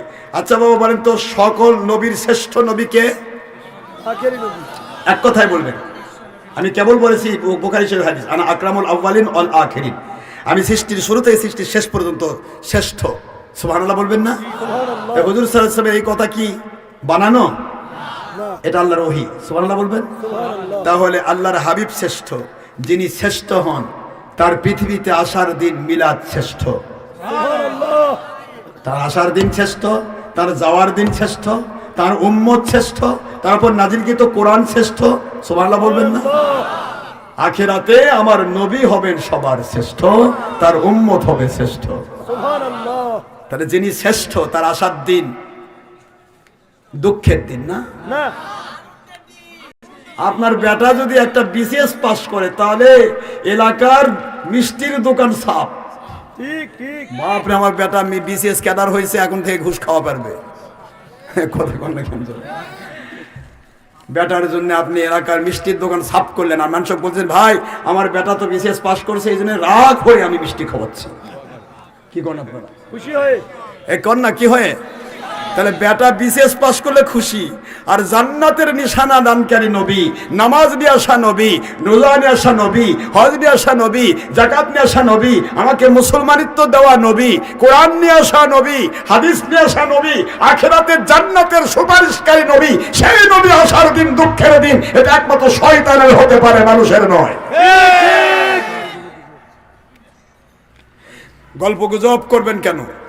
শ্রেষ্ঠত্বকে শ্রেষ্ঠ বলতে হবে। বুখারীর সেই হাদিসের দিকে চলে যাচ্ছি। আদম আলাইহিস সালামকে আল্লাহ বলতেছেন, 7 পৃষ্ঠার হাদিস, এইটাতে আছে 7 পৃষ্ঠার হাদিস। আল্লাহ বলতেছেন আমার আদম আলাইহিস সালাম লাউলা মুহাম্মাদুল মা খলাকতুকা ইয়া আদম আলাইহিস সালাম, আমার মুহাম্মদ সাল্লাল্লাহু আলাইহি ওয়াসাল্লামকে সৃষ্টি করার ইচ্ছা আমার না থাকতো তাহলে আমি আপনাকেও সৃষ্টি করতাম না। মুস্তাদরিক হাকিম থেকে সহিহ হাদিস কোট করা হয়েছে বুখারী সিরাত সংখ্যা 7 পৃষ্ঠার ভিতরে। তো এখানে আদম আলাইহিস সালাম না, আমার আখেরি নবী না হলে আদম হতো না, কথাটা কার? এখন ওই আদম আলাইহিস সালাম ব্যাপারে আল্লাহ পাকের হাবিব বলতেছেন, দেখেন খেয়াল করেন, আল্লাহর হাবিব বলতেছেন ইন্না ইয়াউমাল জুমআতি সাইয়্যিদুল আইয়াম। এক কথায় বলে দেয় আল্লাহর হাবিব সাল্লাল্লাহু আলাইহি ওয়াসাল্লাম বলতেছেন, এটা তিরমিজি শরীফে পাবেন, মিশকাত শরীফে পাবেন। মিশকাত শরীফে 120 পৃষ্ঠা, আরবি ভলিউম খুললে পাবেন, একবার 120 পৃষ্ঠার মাঝখানেই রয়েছে। 121 পৃষ্ঠায় এই একই মানের হাদিস আছে, বুখারীতেও আছে যে ইয়াউম আরাফা ওয়া ইয়াউমে জুমআ, ঈদের দিন। সুবহানাল্লাহ, সহিহ বুখারীতে বলো ঈদ আইন। আমি ওইদিকে যাচ্ছি না, কষ্ট দিচ্ছি আপনাদের না। যারা বলে ঈদ মাত্র দুইটা, এই যে যারা বলে ঈদ মাত্র দুইটা, আমি তাদের সেই ভাইদেরকে বলছি, ভাইদেরকে কষ্ট দেব না, আমি জুলুম করব না, শুধু দলিল দিচ্ছি। আপনি যদি বলেন ঈদ মাত্র দুইটা, তাহলে ঈদুল ফিতর আর ঈদুল আজহা এই তো নাকি? কথা বলছেন না কেন? আছে তো, এটাই তো ঈদ মাত্র দুইটা। তা আসছে হাদিসে তিরমিজিতে, আল্লাহর হাবিব বলেছেন লিকুল্লি কওমিন ঈদান হাদিহি ঈদুনা, প্রত্যেক জাতের ঈদ আছে, আমাদের জন্য এই যে ঈদুল ফিতর ঈদুল আজহা ঈদের দিন। এই হাজেহি শব্দ ব্যবহার করার অর্থ হলো ঈদুল ফিতর ঈদের দিন, ঈদুল আজহা ঈদের দিন। ঈদুল আজহা ঈদুল ফিতরের চাইতে বড় ঈদের দিন জুমার দিন। সুবহানাল্লাহ বলেন। ঈদুল ফিতরের পরে, ঈদুল আজহার পরের দিন, ঈদুল আজহা 10 তারিখ ঈদের দিন, ঈদুল আজহার 11 তারিখ ঈদের দিন, ঈদুল আজহার 12 তারিখ ঈদের দিন, 3 দিন ঈদের দিন। সুবহানাল্লাহ বলবেন না? হাজিহি ঈদুনা, এগুলি আমাদের ঈদ। ঈদুল ফিতর ঈদ, ঈদুল আজহার দিন ঈদ, তারপরে 11-12 তারিখ 2 দিন ঈদ, এমনি 3, আর ওইদিকে হলো ঈদুল ফিতর 4, জুমার দিন, ঈদুল ফিতর ঈদুল আজহার চেয়ে বড় ঈদের দিন 5, এরপর ইয়াউমে আরাফা ঈদের দিন 6। কথা করছেন না কেন? সব বুখারী মুসলিম তিরমিজি ইবনে মাজাহ আবু দাউদ ধরা। আপনি খালি পড়ায় খালি খাচ্ছেন আর কামাই করতেছেন, কিন্তু বলতেছেন 2 ঈদ গেল কই ভাই? ওগুলো কি পকেটে রাখছেন নাকি? কয় পকেট আপনার পকেট কয়টা? সবই তো হাদিসের কথা, বানাচ্ছেন কেন? কেন আপনি অস্বীকার করছেন? আল্লাহর হাবিব বলতেছেন আমার ঈদ ঈদুল ফিতর ঈদুল আজহা, ঈদুল আজহার পরে 2 দিন, এরপরে জুমার দিন, ঈদুল ফিতর ঈদুল আজহার চেয়ে বড় ঈদের দিন। সুবহানাল্লাহ, বুঝতে পেরেছেন? জি। এখন হাদিসে আসেন, ইন্না ইয়াউমাল জুমাতে সাইয়্যিদুল আইয়াম, সকল দিনের সরদার হলো জুমার দিন। সুবহানাল্লাহ।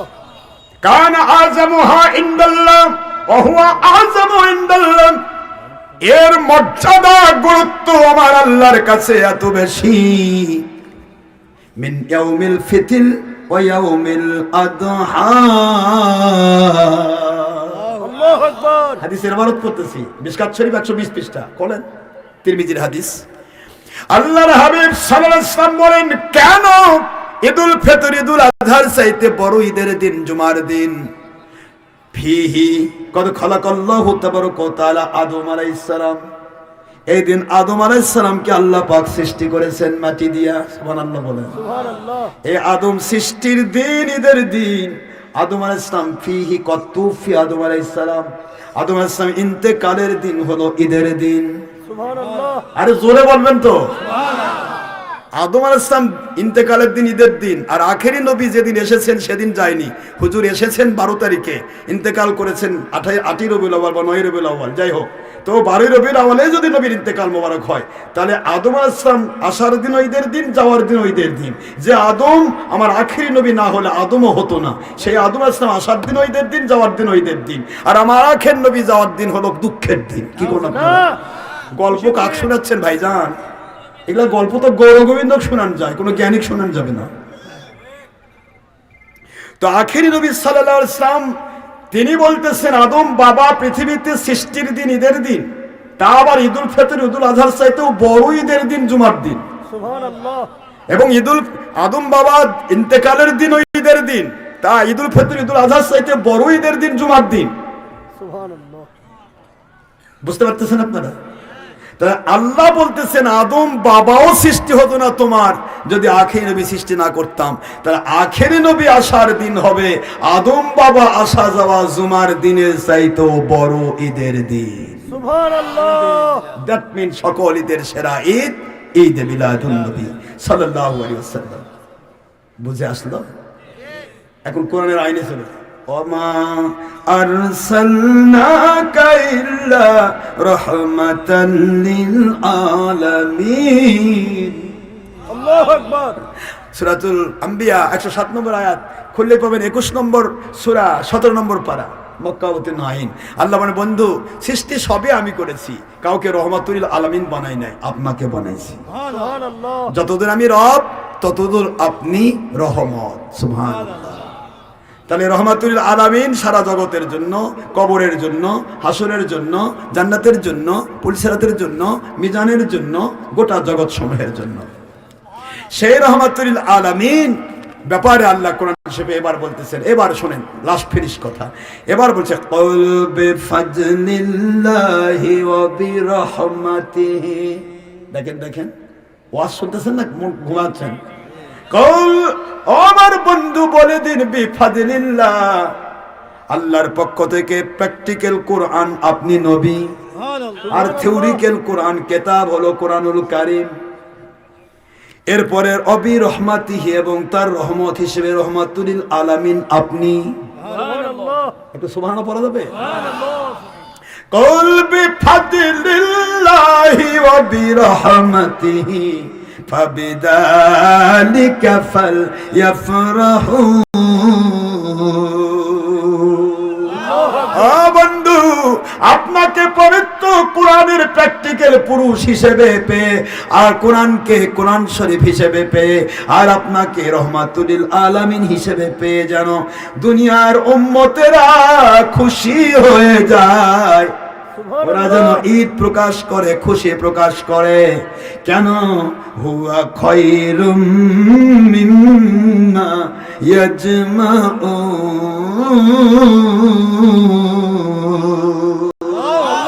দুনিয়ার সব আমল করে যদি এক পাল্লায় দেয়, আর আপনি কে পেয়ে, কোরআনকে পেয়ে, আপনাকে রহমত হিসেবে পেয়ে, কোরআনকে ফজল হিসেবে পেয়ে, আপনাকে প্র্যাকটিক্যাল কোরআন হিসেবে পেয়ে, তারা যদি খুশি প্রকাশ করে আমি আল্লাহর ইবাদতে মশগুল হয়ে যায়, আমি আল্লাহ বলছি গোটা দুনিয়ার সব আমল এক পাল্লায়, এর চাইতে অনেক বেশি দামি আমল হবে আপনাকে পেয়ে খুশি হয়ে ইবাদত করা। সুবহানাল্লাহ। সূরাতুল ইউনূস আলাইহিস সালামের ৫৮ নম্বর আয়াত খুলে পড়ো। তাহলে আল্লাহ বলতেছেন নবীকে রহমাতুল আলামিন, ওই আল্লাহ বলছেন আমার রহমত পেয়ে যেন তারা খুশি হয়, আর আপনি বলতেছেন দুঃখ প্রকাশ করা লাগবে। তাহলে আপনার র্যাঙ্ক তো আল্লাহর চেয়ে অনেক বড়। আপনার মতো হুজুরের নেংটি ধরলে তো আমাকে জান্নাতে যাওয়া ছাড়া উপায় নেই, জাহান্নামের কোনো অস্তিত্বই নেই। নাউজুবিল্লাহ বলবেন না?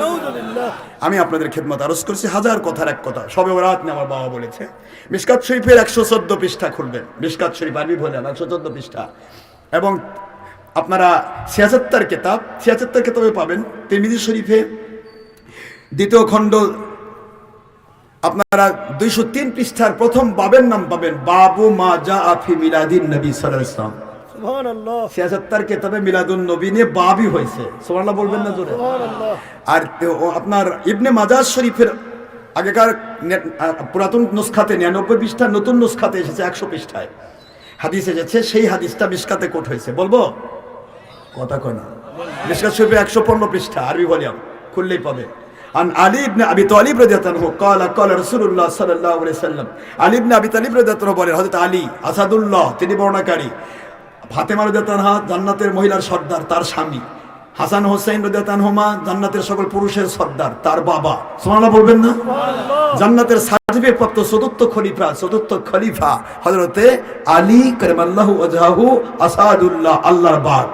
সুবহানাল্লাহ। তিনি বলতেছেন, বর্ণনা করতেছেন, আন আলী ইবনে আবি তালিব ক্বালা ক্বালা রাসূলুল্লাহ সাল্লাল্লাহু আলাইহি ওয়াসাল্লাম, রাসূল পাক সাল্লাল্লাহু আলাইহি ওয়াসাল্লাম বলেন, কি বলতেছেন? ইদা কানাত লাইলাতান নিসফি মিন শাবান, মন দেন, যখন শাবান চাঁদের 15 তারিখ শবে বরাতের রাত আসবে, ফাকুমু লাইলাহা ওয়াসুমু ইয়াওমাহা, তোমরা ওই দিনটা রাতের বেলা সারা রাত ধরে আল্লাহকে খুশি করার জন্য জাগরণ করে কাটিয়ে দাও। সুবহানাল্লাহ। কুমু, জাগ্রত হও, লাইলাহা, ওই রাতটা। হাদিসের বারত বলছি, বারবার গল্প করতেছি, তাও ইবনে মাজার হাদিস 76 হাদিস, এবং সেটা মিশকাতের 115 পৃষ্ঠার হাদিস। এরকম অসংখ্য হাদিস আছে। আমি এক হাদিস বলে দিই আপনাদের, আমার কিতাবে সব আমি দিয়েছি, সনদ সহ দিয়েছি সব। ফয়বরাতের দলিল এসব যত দলিল কয় না, যারা যারা কয় দলিল না, এই দলিল দিয়ে কবর দিয়েছে সনদ সহ। ঠিক। এবং সনদে স্বাভাবিকভাবে জের জবর হয় না, আমি জের জবর দিয়ে দিছি যাতে করে কারো পড়তে সমস্যা না হয়। হাদিসের কিতাবে সনদে কখনো ইয়া হয় না, জের জবর হয় না। কথা বুঝতে পেরেছেন? হাদিসের কিতাবে বুখারী বলেন, মুসলিম বলেন, তিনি কোন হাদিসেই যে সনদের মধ্যে কোনো প্রকার কি নাই, গোটা হাদিসেই নাই, তো সনদে আরো নাই, ওটা আরো নাড়া, মানে এক কথায় যে জবর ছাড়া, এরাব ছাড়া আর কি। কিন্তু আমি সব এরাব দিয়ে দিছি, আমার কিতাবে যেগুলো দিয়েছি সব এরাব দিয়ে দিছি। আপনি সনদ সহ আপনি এরাব সহ পড়বেন, কোথায় যে এর কথা জবর পেশ করতে পারবেন। তো আমি এখানে দিয়েছি, আপনার হাদিসটা পড়ে নিন, অর্থটা করে বিশেষ করে দিচ্ছি, যেহেতু বাবা মা প্রশ্ন করেছেন শবে বরাত উপলক্ষে। ঈদ মিলাদুল কিছু বুঝছেন তো নাকি, বুঝতে পারছেন? এখন এখানে আরেকটা প্রশ্ন আসে, অনেকে কয় যে ঈদ মিলাদুল নবীর দিন তো রোজা রেখেছেন নবী, এই তো ধরা খাইছেন। ঈদ মিলাদুল আমল করা বলে শিরক, তা নবী নিজেই তো রোজা রাখলেন, তাহলে শিরক হলো কেমনে? সুবহানাল্লাহ। রোজা রাখা কি ইবাদত নয়? আওয়াজ দেন। মুসলিম শরীফের হাদিস, হুজুর পাক সাল্লাল্লাহু আলাইহি ওয়াসাল্লাম বলেন, ফি ইয়াউমিল ইসনাইন সুমু, রোজার দিন তোমরা রোজা রেখো, আমিও রোজা রাখি, ইন্নী আসুম, আমিও রোজা রাখি। হুজুরকে বলা হলো, হুজুর সোমবার দিন রোজা রাখতে হবে কেন হুজুর? হুজুর বলেন, ফিহি বুলিদতু, এই দিন আমার মিলাদ হয়েছে। সুবহানাল্লাহ। সহিহ মুসলিমের হাদিস এটা, এই দিন আমার মিলাদ হয়েছে, এই দিন আমি জন্মগ্রহণ করেছি, এই জন্য আমি এই দিন রোজা রাখি, তোমরা রোজা রাখবে। এই যে রোজা রাখা ইবাদত, আল্লাহর হাবিব পৃথিবীতে আসার দিন ইবাদত করা নবী নিজে শিক্ষা দিয়েছেন। সুবহানাল্লাহ। কথা কি বুঝতে পেরেছেন? এখানে আবার ভণ্ডামি করে কেউ কেউ বলে, কয় নবী আসার দিন ঈদের দিন, ঈদুল ফিতরের দিন আমরা রোজা রাখি না, রোজা রাখা হারাম, ঈদুল আজহার দিন রোজা রাখা হারাম, তাহলে নবী আসার দিন সেদিন আবার খাওয়া দাওয়া হয় কেন? এভাবে বোঝাচ্ছে রোজার দিন যেমন ঈদ করা হারাম, ঈদের দিন রোজা রাখা হারাম। বুঝায় কথা বলছে না, কি বুঝলেন? ঈদের দিন রোজা রাখা হারাম। মুহাম্মদ সাল্লাল্লাহু আলাইহি ওয়াসাল্লাম যেদিন এসেছেন সেদিন কখনো ঈদ হতে পারে না, যদি ঈদ হতো তাহলে নবী রোজা রাখতেন না। দেখছেন বুদ্ধি? কানার হাতে কুড়াল দিলে কসুর বাগান ছাড়, কানাকে হাইকোর্ট দেখাচ্ছে। এবার আপনারা আসেন, আমি বুঝে দেই। বুখারীতে আসছে, হুজুর সাল্লাল্লাহু আলাইহি ওয়াসাল্লাম ফি, কষ্ট দিচ্ছি নাকি? ফি সাওমে ফারহাতান, রোজার জন্য দুইটা ঈদ। কথা বলছে, কথা বলেন না কেন? ঈদুল ফিতরে কয়টা ঈদ? একটা। ঈদুল ফিতরে কয়টা? একটা। ঈদের দিনে একটা ঈদ, আর গোটা মাস যে রোজা রাখলো তার জন্য দুটা ঈদ, রোজার মধ্যেই দুটা, প্রতিদিন দুইটা ঈদ। একটা রোজা রাখার কারণে আল্লাহর দিদার পাওয়ার ঈদ, আরেকটা ইফতারের সময় ঈদ। সুবহানাল্লাহ। তাহলে যে বলতেছে রোজার দিন ঈদ হয় না, ঈদের দিন রোজা হয় না, তাহলে আপনাকে একটু বলি, তাহলে হুজুর তাহলে ভুল বলছে? প্রতিদিনের রোজাতে আল্লাহর হাবিব বলেছেন দুইটা করে ঈদ প্রতিদিন আছে।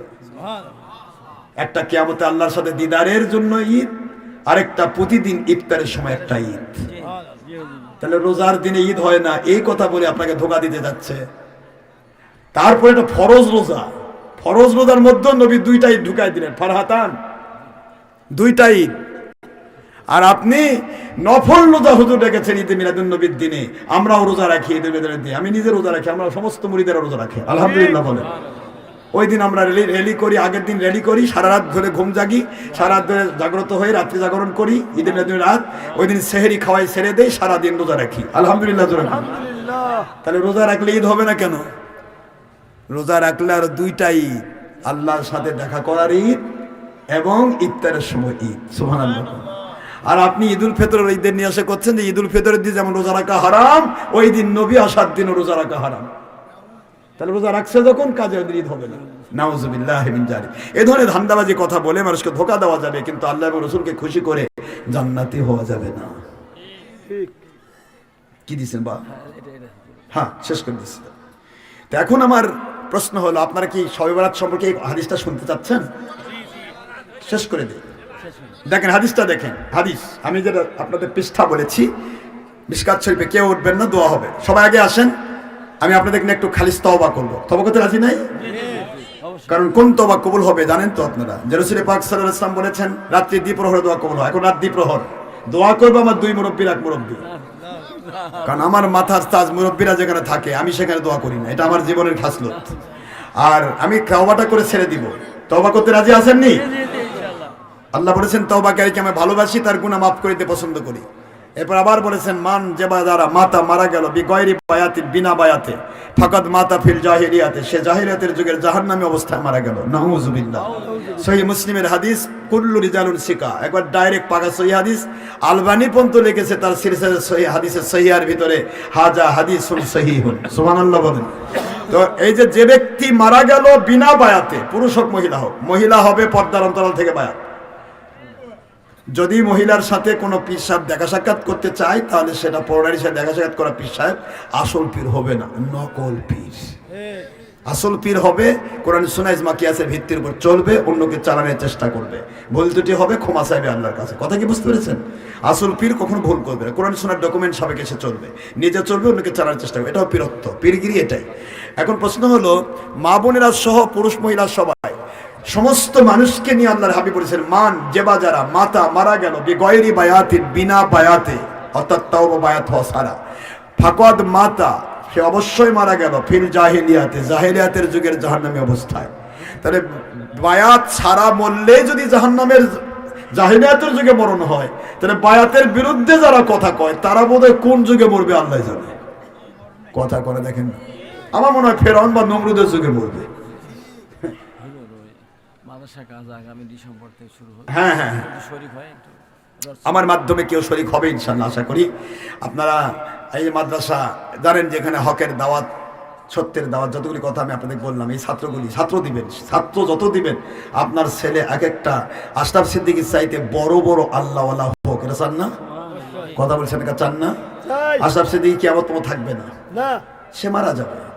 এই জন্য আমার চিন্তা হলো, আমি আশরাফ সিদ্দিকী ইন্তেকাল করব, তার আগে যেন হাজার হাজার লাখ লাখ আশরাফ সিদ্দিকী সারা জমিনে ঘুরে বেড়ায়, আমি দেখে মরতে চাই। আলহামদুলিল্লাহ, অলরেডি অসংখ্য তৈরি হয়ে গেছে, তৈরি হচ্ছে। কিন্তু প্রশ্ন হলো, আমি প্রতিটি মাদ্রাসাতে এইভাবে আমাদের ছেলেরা তৈরি করছি, তো সেই ছেলেগুলি আপনি যদি তৈরি করেন, আপনার ছাত্রকে দিতে হবে। তো সেই সন্তানটা আশরাফ সিদ্দিকী যে বিশেষ ক্যাডার হতে পারে, আপনার সন্তান হতে পারবে না? আশরাফ সিদ্দিকী পিএইচডি করতে পারলে আপনার ছেলে পারবে না? আপনার Ashraf Siddiqui triple title honours masters করতে পারে, আপনার ছেলে পারবে না? সবই পারবে, শুধুমাত্র দেন, ভর্তি করান, দেখেন আপনার ছেলে কি হয়। ধীরে ধীরে ধীরে সে এগিয়ে যাবে। ব্রেনের উপর সব নির্ভর করবে। আপনার ছেলে ব্রেন যদি আল্লাহ দিয়ে থাকে, তাহলে সে আমার চাইতে বড় বড় আলেম হবে, ওলিয়া উলিয়া হবে ইনশাআল্লাহ। আর যদি ব্রেন কম হয়, তাহলে সে কমের পক্ষে তো হক পথের একটা মুজাহিদ হবে। কি কথা বলছেন না কেন? কমের পক্ষে বাতিল পথে তো যাবে না, এটুকু তো আপনি মনে করতে পারেন। আর আপনার সন্তানের ব্যাপারে আল্লাহ পাক বলতেছেন, একবার ডাইরেক্ট সহিহ মুসলিমের হাদিস, হুজুর সাল্লাল্লাহু আলাইহি ওয়াসাল্লাম বলেছেন, মান ক্বারাআল কুরআন ফাস্তাযহারাহু ফাহাল্লা হালালাহু ওয়া হারামা হারামাহু আদখালাহু আল্লাহু তাআলা ফিল জান্নাহ ওয়া ইয়াশফা ইয়াউমাল কিয়ামাতি আশরু মিন আহলি বাইতিহি মা ওয়াজাবাত লাহু আন-নার। রাসূল পাক সাল্লাল্লাহু আলাইহি ওয়াসাল্লাম বলেন, যে ব্যক্তি একজন হাফেজে কোরআন হলো বা একজন সাধারণ মানুষ হলেও, যে ব্যক্তি হারামকে হারাম জেনে ছেড়ে দিল কোরআনের, হালালকে হালাল জেনে গ্রহণ করলো, ফরজ ও সুন্নাত মেনে নিল, ভুল হলে তওবা করলো, এই ধরনের একজন মানুষ কোরআন সুন্নাহকে মান্যওয়ালা, এই ব্যক্তিটা কিয়ামতে জান্নাতে যাবে, আল্লাহ নিজে কুদরত থেকে তাকে জান্নাতে ঢুকাবে। আর ওই ব্যক্তির সাথে আরো 10 জন জাহান্নামী লোককে তার পরিবারের জান্নাতে নিয়ে যাওয়ার অনুমতি আল্লাহ দান করবে। তাহলে আপনার ছেলেটা যে ব্রেন খারাপও হয়, তবুও তো কোনো পক্ষে হক পথের একটা মুজাহিদ হলো, আপনার পরিবারের 10 জন জান্নাতে নিয়ে যাওয়ার মতো একটা পথ আপনার খুলে গেল। এই জন্য সন্তান দিবেন, এদেরকে শিক্ষা দেন, এরা আল্লাহর ওলি হোক, আল্লাহ ওয়ালা হোক।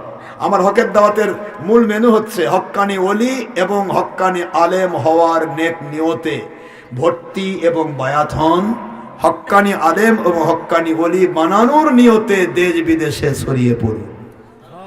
এটা আমার কোম্পানির, এটা হলো মেন কথা। আপনাকে আসতে হবে আল্লাহর ওলি এবং হক্কানি আলেম হওয়ার নিয়তে, আপনাকে বের হয়ে যেতে হবে আল্লাহর ওলি এবং হক্কানি আলেম বানানোর নিয়তে। এটা আমাদের জিন্দগির চিন্তা চেতনা। তো এই জন্য আপনারা এ পথে কিছু দেওয়া দরকার আছে, কি মনে করেন আপনারা? তো দেখি তো, আমি গুনাহগারের মাধ্যমে কয়েকটা লোক 1000 করে দেন, আমি নবীজির সাথে জান্নাতি হওয়ার দোয়া করে দিব। নবী পাক সাল্লাল্লাহু আলাইহি ওয়াসাল্লামের সাথে যেন আপনি জান্নাতে সাথী হয়ে যান। এরকম কেউ আছেন? 1000 টাকা করে কয়েকজন পারবেন? আছে বাবারা?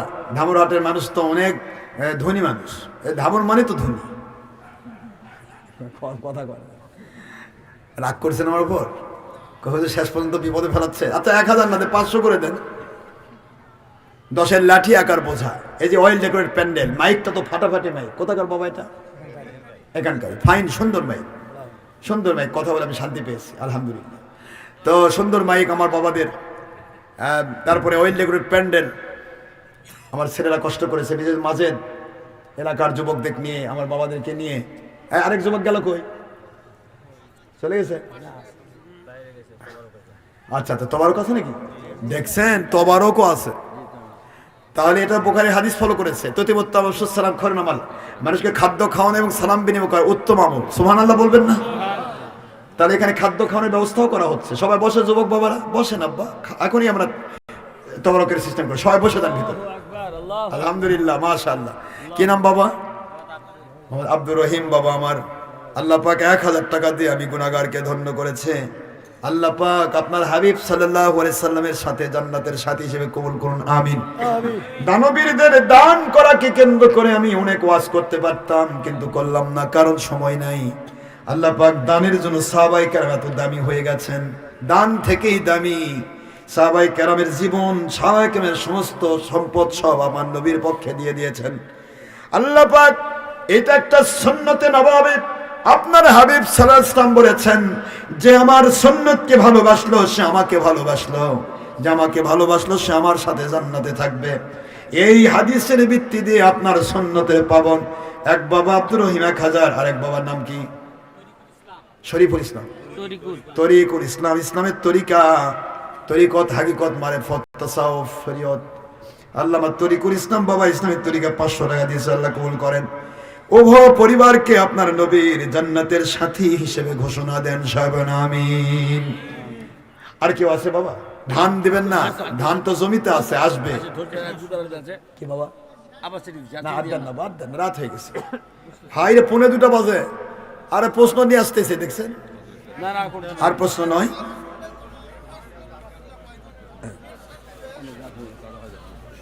আরেকজন কি আবার?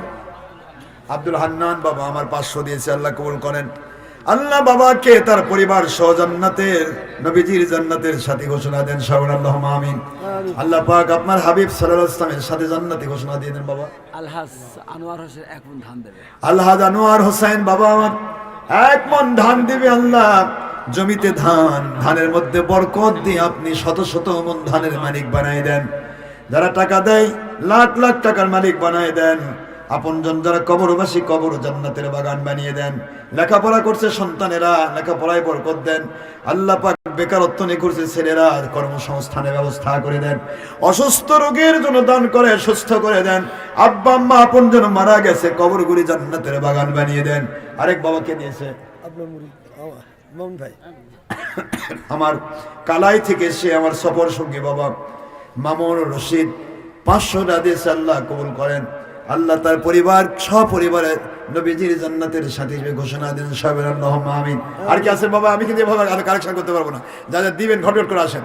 আর আব্দুর রহমান, আব্দুর রৌফ 1 মণ ধান মালাহার। আব্দুর রৌফ বাবা মালাহার থেকে 1 মণ ধান দান করে আল্লাহ মেহেরবানি করে ধানের মধ্যে বরকত দেন। সমস্ত বিপদ আপদ মুসিবত উদ্ধার করে আল্লাহ পাক বাড়িতে গোলা ভরে ধান দিয়ে দেন, আমিন বলেন। আল্লাহ গোলা ভরা ধান, পুকুর ভরা মাছ, নৌকাতে এখনো হয়, ঠিক না বে? ঠিক কোন নৌকাতে মাছ হয় না? একদম মাছের চাষ নৌকাতে। ওই যে ওইদিকে কি নৌকার মধ্যে ওই যে মহাদেবপুরটা খালি পুকুর আর পুকুর, খালি মাছের চাষ। ধান, গোলা ভরা ধান আল্লাহ ধান দিয়ে ভরে দিন। যারা ধান দেয় আল্লাহ 700 গুণ বাড়িয়ে দিন, টাকা দেয় 700 গুণ বাড়িয়ে দিন, আমিন বলেন। আর কেউ আছে বাবা? দিলে ঝটপট ঝটপট ঝটপট।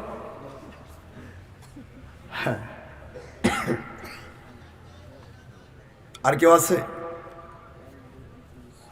সবাই দর্শবেন। আল্লাহুম্মা সাল্লি আলা,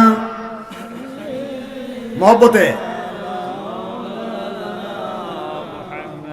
ওয়া আলা আলি সাইয়্যিদিনা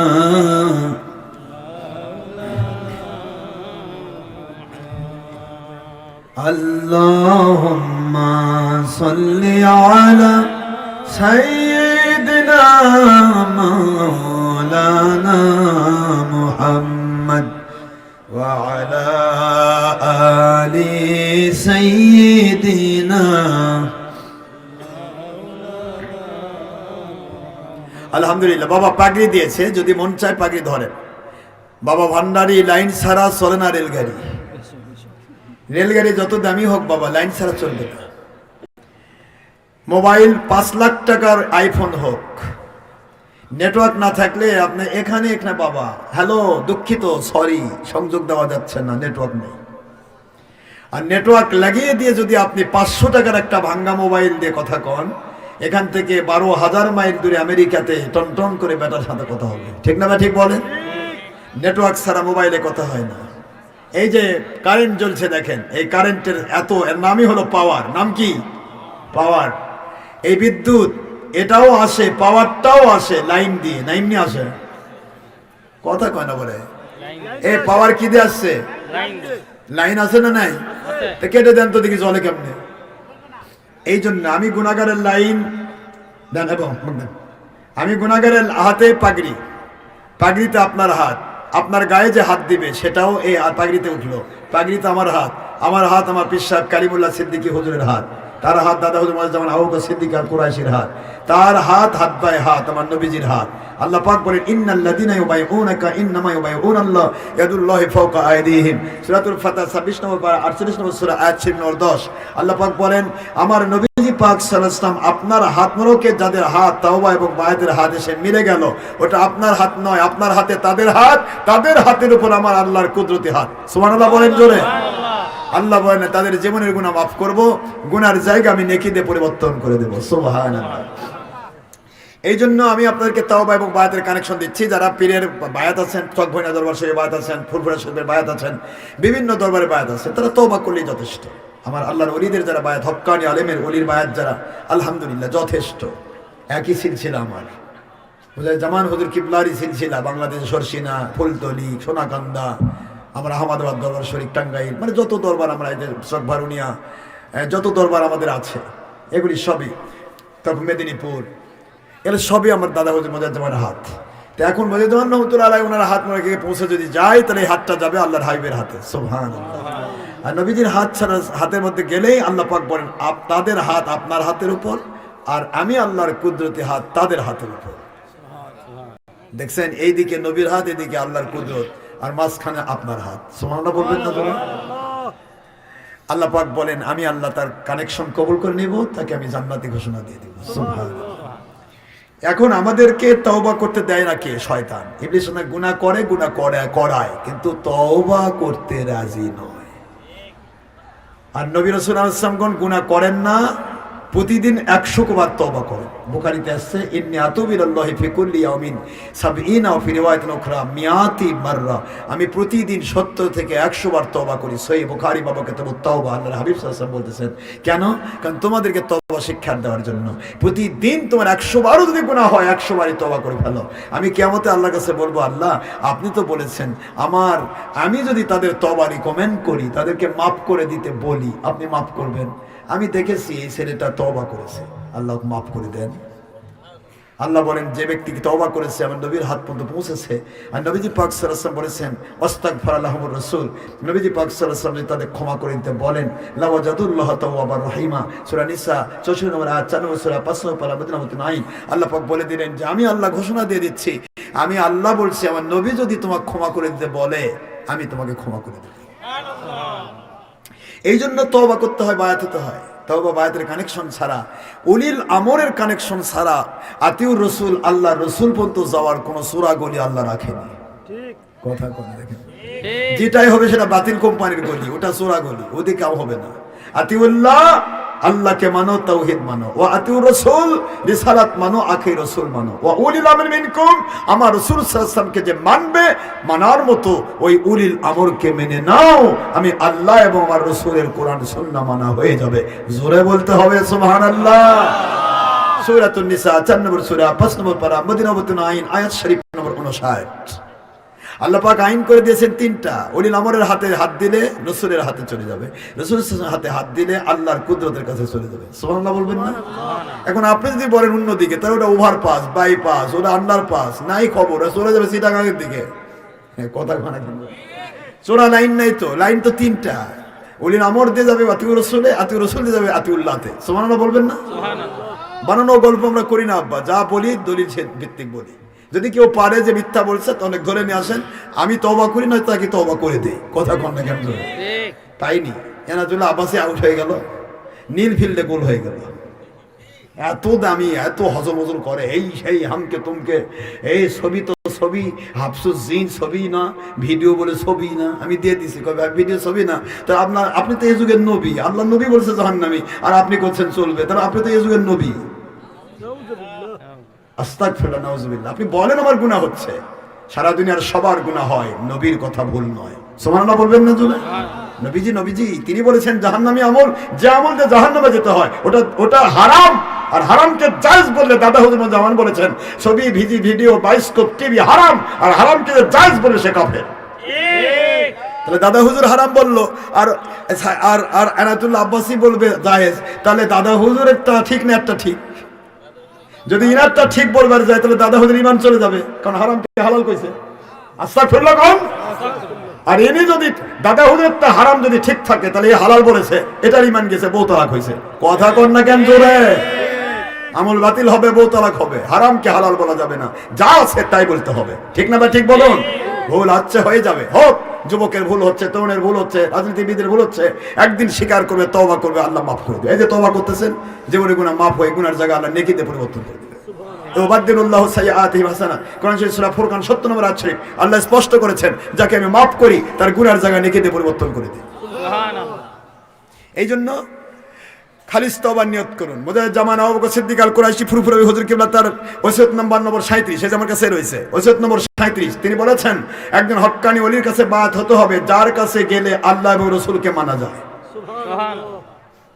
আর যদি হক্কানি ওলির কাছে ধরেছো কিন্তু আল্লাহ এবং রাসূল মানা যায় না, খালি ওর কোম্পানির পক্ষে আপনার খাটে নিচ্ছে, ওরে নফসের গোলাম, নিজেও নফসের গোলাম, আপনারও গোলাম বানাবে নফসের, নিয়ে যাবে জাহান্নামে। নাউজুবিল্লাহ। এই যে জামান হতে বলে একজন হক্কানি ওলি বাছাই করে বায়াত হও। কোন পীর যদি মারা যায়, সেই পীরের বেটা বা জামাই যদি ওই পীর মোতাবেক চলে, নবীর সাথে মিল থাকে, মানা যাবে। না মিল থাকলে নবীর পীরের বেটাকে নবীর বেটাকে মানা যাবে না। কথা বোঝা যায়নি? জামান রহমতুল্লাহ আলাইহি বললেন একজন ওলি যদি ইন্তেকাল করেন, আরেকজন ওলি বাছাই করে বায়াত হও। কোন ওলি ধরেছ, আগে ঠিক ছিল, এখন সে ধান্দাবাজ হয়েছে, বাতিলের পক্ষে চলে যাচ্ছে, নবীর দুশমনি করছে, বোঝা গেল তার লাইন কেটে গেছে, বাতি নিভে গেছে, ওই নিজেই অন্ধকার, আপনাকে আলো দিতে পারবে না, তাকে বাদ দিতে হবে, আরেকজন হক্কানি ওলি বাছাই করতে হবে। ওসিয়ত নম্বর 37 মুজাহিদ জামান রহমাতুল্লাহ আলাইহি। ওসিয়ত নম্বর 37 মুজাহিদ জামান রহমাতুল্লাহ আলাইহি। বোঝা গেছে? আসেন সামনে আসেন। এই বাবা কি হয়েছে, পোলা খাবেন?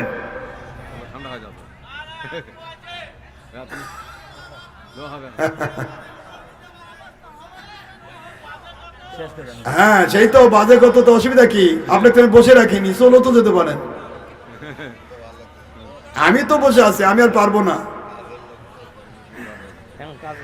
ফজর পর্যন্ত যদি বলি আমার কোনো সমস্যা হবে না, সমস্যা আপনার, কারণ আপনি ধান কাটবেন, আলু লাগাবেন, কথা কন না কেন চলে। এই জন্য কষ্ট দেব না, কথা বলতে এসেছি, কথা আমাকে বলতে হবে। আমি আপনার ব্যবসা নিয়ে আসিনি, আমি এসেছি আমার নবীর গোলামি করে সত্য প্রচার করতে। আপনার কোম্পানি আপনার ব্যবসা চিন্তা করতেছে, আর আমার কোম্পানি আমার আল্লাহর গোলামির চিন্তা করতেছে। এই জন্য আপনি কান্নাকাটি করলেও কাম হবে না, এটা এখান থেকে পাস হবে। কথা কি বোঝা গেছে? যদি খুব তারা থাকে উঠে চলে যান, আমরা কে তোমার বসে থাকবে? যার তারা আছে বাইরে যাবেন, কোনো জুলুম নাই, দোয়া হবে আল্লাহর কাছে। এত ভেজাল কেন? এমনি তো ফেসবুক ইউটিউব সারাদিন টানেন, কোনো ভয় লাগে না। টানতে টানতে ফজর নাই, জোহর নাই, আসর নাই, মাগরিব নাই, পাইকারি চলতেছে। ন্যাংটা বেরিয়ে দেখতে ভাল লাগে, কোরআনের মজলিসে বসতে ভাল লাগে না। না পাগলা হয়েছে বেটা, কপালে পোকা লাগছে, যে টু শব্দ করেছ কপালে পোকা লাগবে। এটা জান্নাতের বাগান, এটা আমি বলছি না, যতক্ষণ চলছে মালিকের হুকুমে চলছে, বন্ধ হবে মালিকের হুকুমে, তোমার হুকুমে নয়। কথা কি বোঝা গেছে?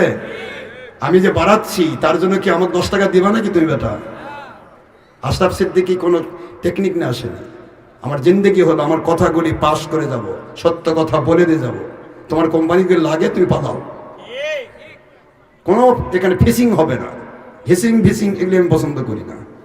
আমার কথা শোনার জন্য দেশ বিদেশে মানুষ পাগল, আর তুমি করছো যে পোলাও শুকে যাচ্ছে, পোলাও তো খাওয়ার দরকার নাই, আসছি তো আল্লাহকে মানার জন্য।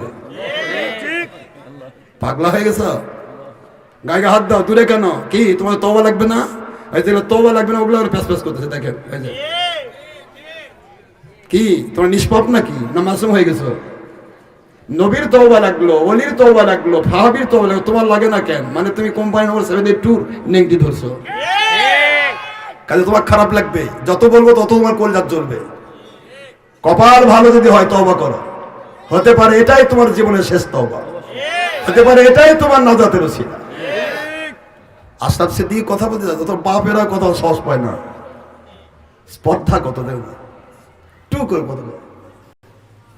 সবাই খালিস তওবা নিয়ত করুন, গায়ে গায়ে হাত দেন, গায়ে গায়ে হাত দেন, ভয় নেই, কারণ পকেটে হাত দেওয়ার টাকা আবার মোবাইল তুলে নেবেন না। গায়ে গায়ে হাত দেন, হাকিকতে তওবার নিয়ত করেন, হাকিকতে তওবার নিয়ত করেন। হ্যাঁ, মা বোনেরা আপনারা তওবা করবেন। আসিয়া আলাইহিস সালাম কিন্তু ফেরাউনকে বাদ দিয়ে মুসা নবীর কাছে বায়াত হওয়ার কারণে আল্লাহ জান্নাতের দরজা খুলে দিয়েছে।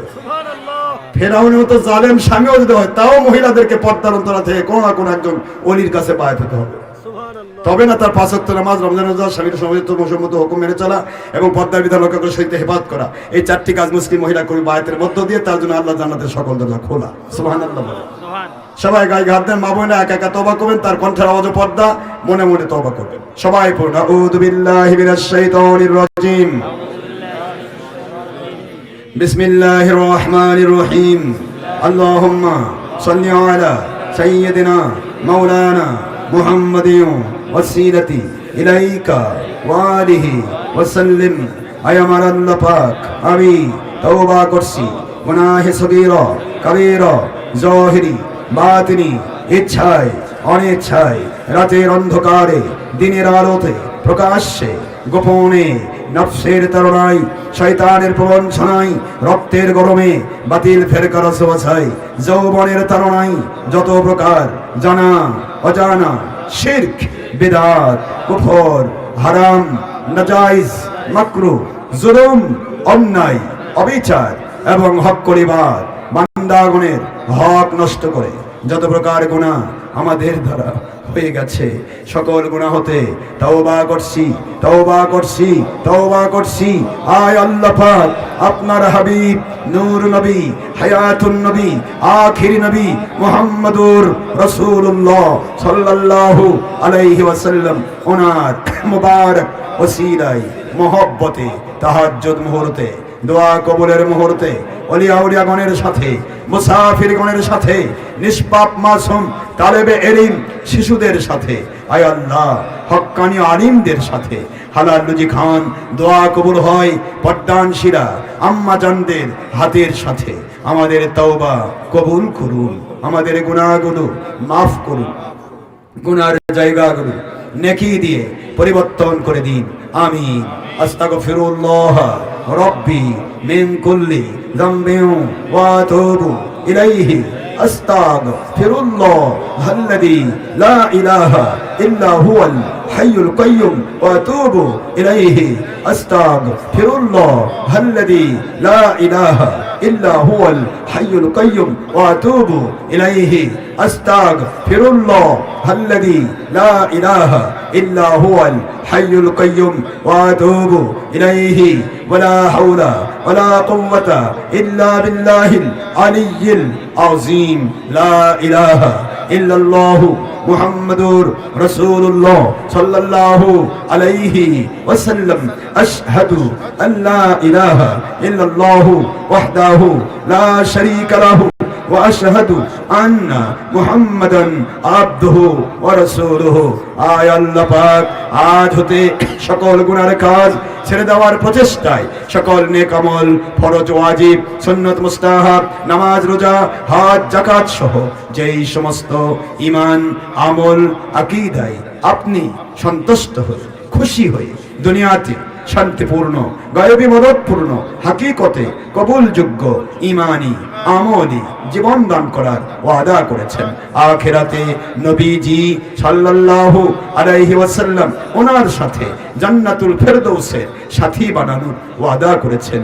সেই সমস্ত গ্রহণযোগ্য কবুলযোগ্য সাহাবায়ে কেরাম ও নবীজি পাক সাল্লাল্লাহু আলাইহি ওয়াসাল্লাম ওনাদের সাথে মিলযোগ্য খাঁটি ইসলাম, আসল ইসলাম, পবিত্র কোরআন শরীফ, হাদিস শরীফ, ইজমা ও কিয়াসে নিয়ামতপূর্ণ ব্যাখ্যা, শরীয়ত, তরিকত, হাকিকত, মারিফত, তাসাউফের ভিত্তিতে, আহলে সুন্নাত ওয়াল জামাআত হানাফি মাযহাবের ভিত্তিতে, তাওহীদ, রিসালাত, বিলায়াত, ইখলাস ও ঈমানের ভিত্তিতে আসল ইসলাম, খাঁটি ইসলাম, ঈমান, আমল, আকীদা মেনে চলা, পরিপূর্ণ হওয়া, পরিপুষ্ট হওয়ার মানসিকতায় এবং বাংলাদেশ সহ সমগ্র দুনিয়ায় ইমাম মাহদী আলাইহিস সালাম ও হক্কানি আলেম ওলিয়া উলিয়াদের মাধ্যমে হাকিকতে বায়াত, হাকিকতে দাওয়াত, হাকিকতে জিহাদ ভিত্তিক দেশ, জাতি ও ইসলামের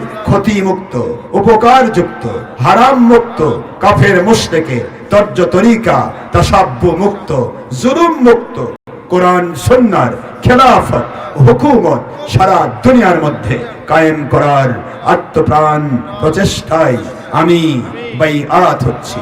আপনার পবিত্র কোরআন ও সুন্নাহর হুকুমের কাছে, আইনের কাছে বিক্রি হচ্ছি উপর হাত। সূরাতুল মাইদা 35 নম্বর আয়াত শরীফের দলিলের ভিত্তিতে ওসিলা হিসেবে, মাধ্যম হিসেবে মুহাম্মদ আশরাফ আলিমুল্লাহ সিদ্দিকী, যিনি মুস্তাফিদ হচ্ছেন, খেলাফত প্রাপ্ত হচ্ছেন, ওসিলা প্রাপ্ত হচ্ছেন, হক ফুরফুরা সিলসিলা ভুক্ত হাত বাই হাত আলহাজ মুহাম্মদ আবু বকর সিদ্দিকী আল কুরাইশি মুজাদ্দিদে জামান রহমতুল্লাহ আলাইহি, ওনার হাত বাই হাত, বায়াত বাই বায়াত, তওবা বাই তওবা আখেরি নবী মুহাম্মদুর রাসূলুল্লাহ সাল্লাল্লাহু আলাইহি ওয়াসাল্লাম ওনার মুবারক 43তম খেলাফত প্রাপ্ত, ওসিলা প্রাপ্ত সকল তরিকা, কাদেরিয়া, চিশতিয়া, নকশবন্দিয়া, মুজাদ্দিদিয়া সকল তরিকার মূল তরিকায়ে মুহাম্মদুর রাসূলুল্লাহ সাল্লাল্লাহু আলাইহি ওয়াসাল্লাম। আয় আল্লাহ, মুমিনে কামিল, মুসলিমে কামিল, ওলিয়ে কামিল, মুকাম্মিল হিসেবে কবুল না করে বারবার স্বপ্নে এবং রুহানি হালে আপনার হাবিব সাল্লাল্লাহু আলাইহি ওয়াসাল্লাম ওনাকে না দেখিয়ে নবীজির সাথে জান্নাতুল ফেরদৌসের সাথী হিসেবে ঘোষণা না দিয়ে আমাদেরকে, আমাদের একজন তওবাকারী ভক্ত পুরুষ, মহিলা, জিন, ইনসান, দেশ বিদেশের একজন মুসলমানকেও দয়া করে কবরে নিবেন না। আল্লাহুম্মা আমিন। ইয়া আল্লাহুস সামাদ, ইয়া রাব্বাল আলামিন, বহুরুমাতি রহমাতাল লিল আলামিন, আখিরি নবী মুহাম্মদুর রাসূলুল্লাহ সাল্লাল্লাহু আলাইহি ওয়াসাল্লাম, সাইফিল্লাহিল কাতিই ওয়া আলিহি ওয়াসাল্লাম। একবার নবীকে সালাম দেন, ইয়া নবী। এই সুযোগে কাতার হয়ে যান।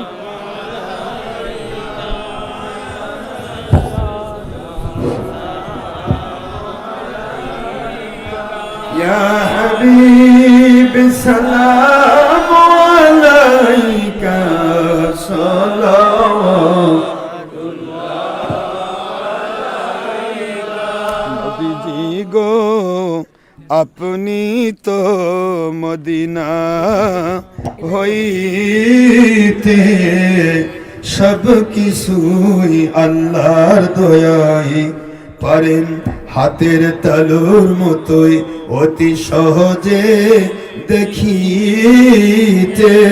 সূরা আহজাবের 45 আয়াত এবং সহিহ বুখারী ও মুসলিম দ্বিতীয় খণ্ড 390 পৃষ্ঠা তবরানীর সহিহ হাদিস প্রমাণ করে। ইয়া হাবিব রওজা হইতে সব কিছুই পারেন দেখিতে, আমাদের লাশ কবরে রাখিলে নিয়েন গো নবীজি আপন কোলে সুপারিশ করে। ইয়া নবী সালাম ইয়া রাসূল সালামু আলাইকা, ইয়া হাবিব সালাম আলাইকা সালাওয়াত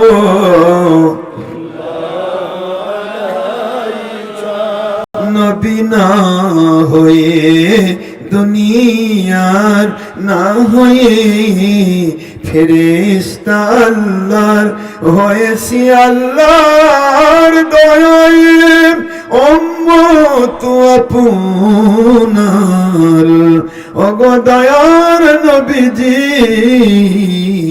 হতে পেরেছি। সূরা নিসা 7 নম্বর আয়াতের ভিত্তি, সূরা তওবা 119 নম্বর আয়াত, সূরা লোকমান 15 নম্বর আয়াত, সূরাতুল মাইদা 35 নম্বর আয়াত, সূরাতুল কাহাফ 17 28 নম্বর আয়াত, সূরাতুল ফাতিহা 10 নম্বর আয়াত, সহিহ বুখারী 2য় খণ্ড 963 পৃষ্ঠার প্রথম হাদিসে কুদসি সহ অসংখ্য দলিল প্রমাণের ভিত্তিতে হতে পেরেছি আল্লাহর দয়ায় খাদিম মুরিদ অনুসারী হক্কানি উলিল আমর, কোরআন সুন্নাহর ভাষায় ওলি আউলিয়া ওলি মুর্শিদ ওনাদের তার তরে অহংকার হিংসা নয় শুকর হাজার কোটি বার ইয়া নবী সালামু ইয়া রাসূল সালামু আলাইকা ইয়া হাবিবি সালামু আলাইকা সালাওয়াতুল্লাহ আলাইকা। বসুন সবাই, তবারক নিয়ে আসো বাবারা। মাঝখানে একটু লাইন হন বাবা, যাতে তবরকটা দেওয়া সহজ হয়। লাইন হন। এখন মাঝখানে একটু ছেলেরা যেন ঢুকতে পারে, তবরকটা দিতে পারে, সেভাবে একটু হন। অনেক কষ্ট দিয়েছি বাবা, সময় 1 ঘন্টা যদি আপনারা দেন, এই ঘন্টাটা আপনার জন্য 700 ঘন্টা হয়ে থাকবে। সুবহানাল্লাহ বলে এক জামানা সোবতে বাউলিয়া বেহতরাজের 7 সলে তো বেরিয়ে 1 ঘন্টা যদি কোনো আল্লাহওয়ালার দিকে তাকিয়ে আল্লাহকে পাওয়ার আশা কেউ বসে থাকে, 100 বছর বেরিয়া কবুলযোগ্য নফল নামাজ রয়েছে উত্তম বদলা আল্লাহ পাক থেকে দান করে। সুবহানাল্লাহ। কাজে সময়টা তাহাজ্জুদ মুহূর্ত, এই সময় শয়তানের খুব মন খারাপ, মানুষের যে গুনাহ মাফ হয়ে যায় তার শয়তানের লস না? কথা বলছেন না কেন? এই সবার গুনাহ মাফ হলে শয়তানের লস হবে না? এত কষ্ট করে গুনাহ করাইছে, ওর তো লস হবেই, ও একটু কষ্ট পায়, এই জন্য শয়তান একটু মাঝে মধ্যে কুটকাটির করে। এখন আমার সম্মানিত সভাপতি সাহেবের দৃষ্টি আকর্ষণ করছি, সমাপ্তি ঘোষণা করবেন, দোয়া করে দিবেন, দোয়ার ভিতরে তবারক দিয়ে দিবেন ইনশাআল্লাহ। ওমা আলাইনা ইল্লাল বালাগুল মুবিন হাদামা হিন্দমা ইনফাদ ওমা ইনাল্লাহি রাসূলিহি সাল্লাল্লাহু আলাইহি ওয়াসাল্লাম বাক সুবহানাকাল্লাহুম্মা বিহামদিকা আশহাদু আল্লা ইলাহা ইল্লা আনতা আস্তাগফিরুকা ওয়া আতুবু ইলাইকা। সকলের সুস্বাস্থ্য কামনা করে, সকলের জান্নাতি জীবন কামনা করে, সকলের আল্লাহ এবং রাসূলের সন্তুষ্টি জীবন কামনা করে আমি গুনাহগার খাকসা বিদায় হচ্ছি। আসসালামু আলাইকুম ওয়া রাহমাতুল্লাহি ওয়া বারাকাতুহু। দোয়া করুন, এক কথা দোয়া করুন বাবা। না দোয়া করুন, আপনারা যে কোনো একজন দোয়া করুন বাবা। উনি কই? চলে গেল? দোয়া করতে। আস্তাগফিরুল্লাহ। সম্মানিত হাজিরা, আমাদের অনেক দিনের আশা, আমি ওনাকে দেখি নাই, ওনার কথা মোবাইলে শুনেছি, আজকে প্র্যাকটিক্যাল দেখলাম। আপনারা অনেকে জানেন, হুজুর নিজেও জানে, আমরা একই তরিকে একই রাস্তারই মানুষ। আর এ বিষয়ে আর আপনাদের নতুন করে কিছু বলা যাবে না, বলা হবে না, যথেষ্ট হুজুর বলেছেন। এখন সবাই হুজুর নিজে আমাকে একটু দোয়া করতে বললো, আমি বলছিলাম হুজুর নিজে কথা বলো, দোয়াটা করুন, কিন্তু উনি চাইছেন, এখন আর কি করবো হুজুর? আপনি করলে খুশি হব। আলহামদুলিল্লাহ, সবাই হাত উঠান। আল্লাহুম্মা আমিন। সুবহানাকা আস্তাগফিরুকা মিন যামবিকা ওয়া আতুবু ইলাইকা বাল্লিগি সালামি রুজাতান ফি আন-নবিয়্যিল মুহতারাম বাল্লিগি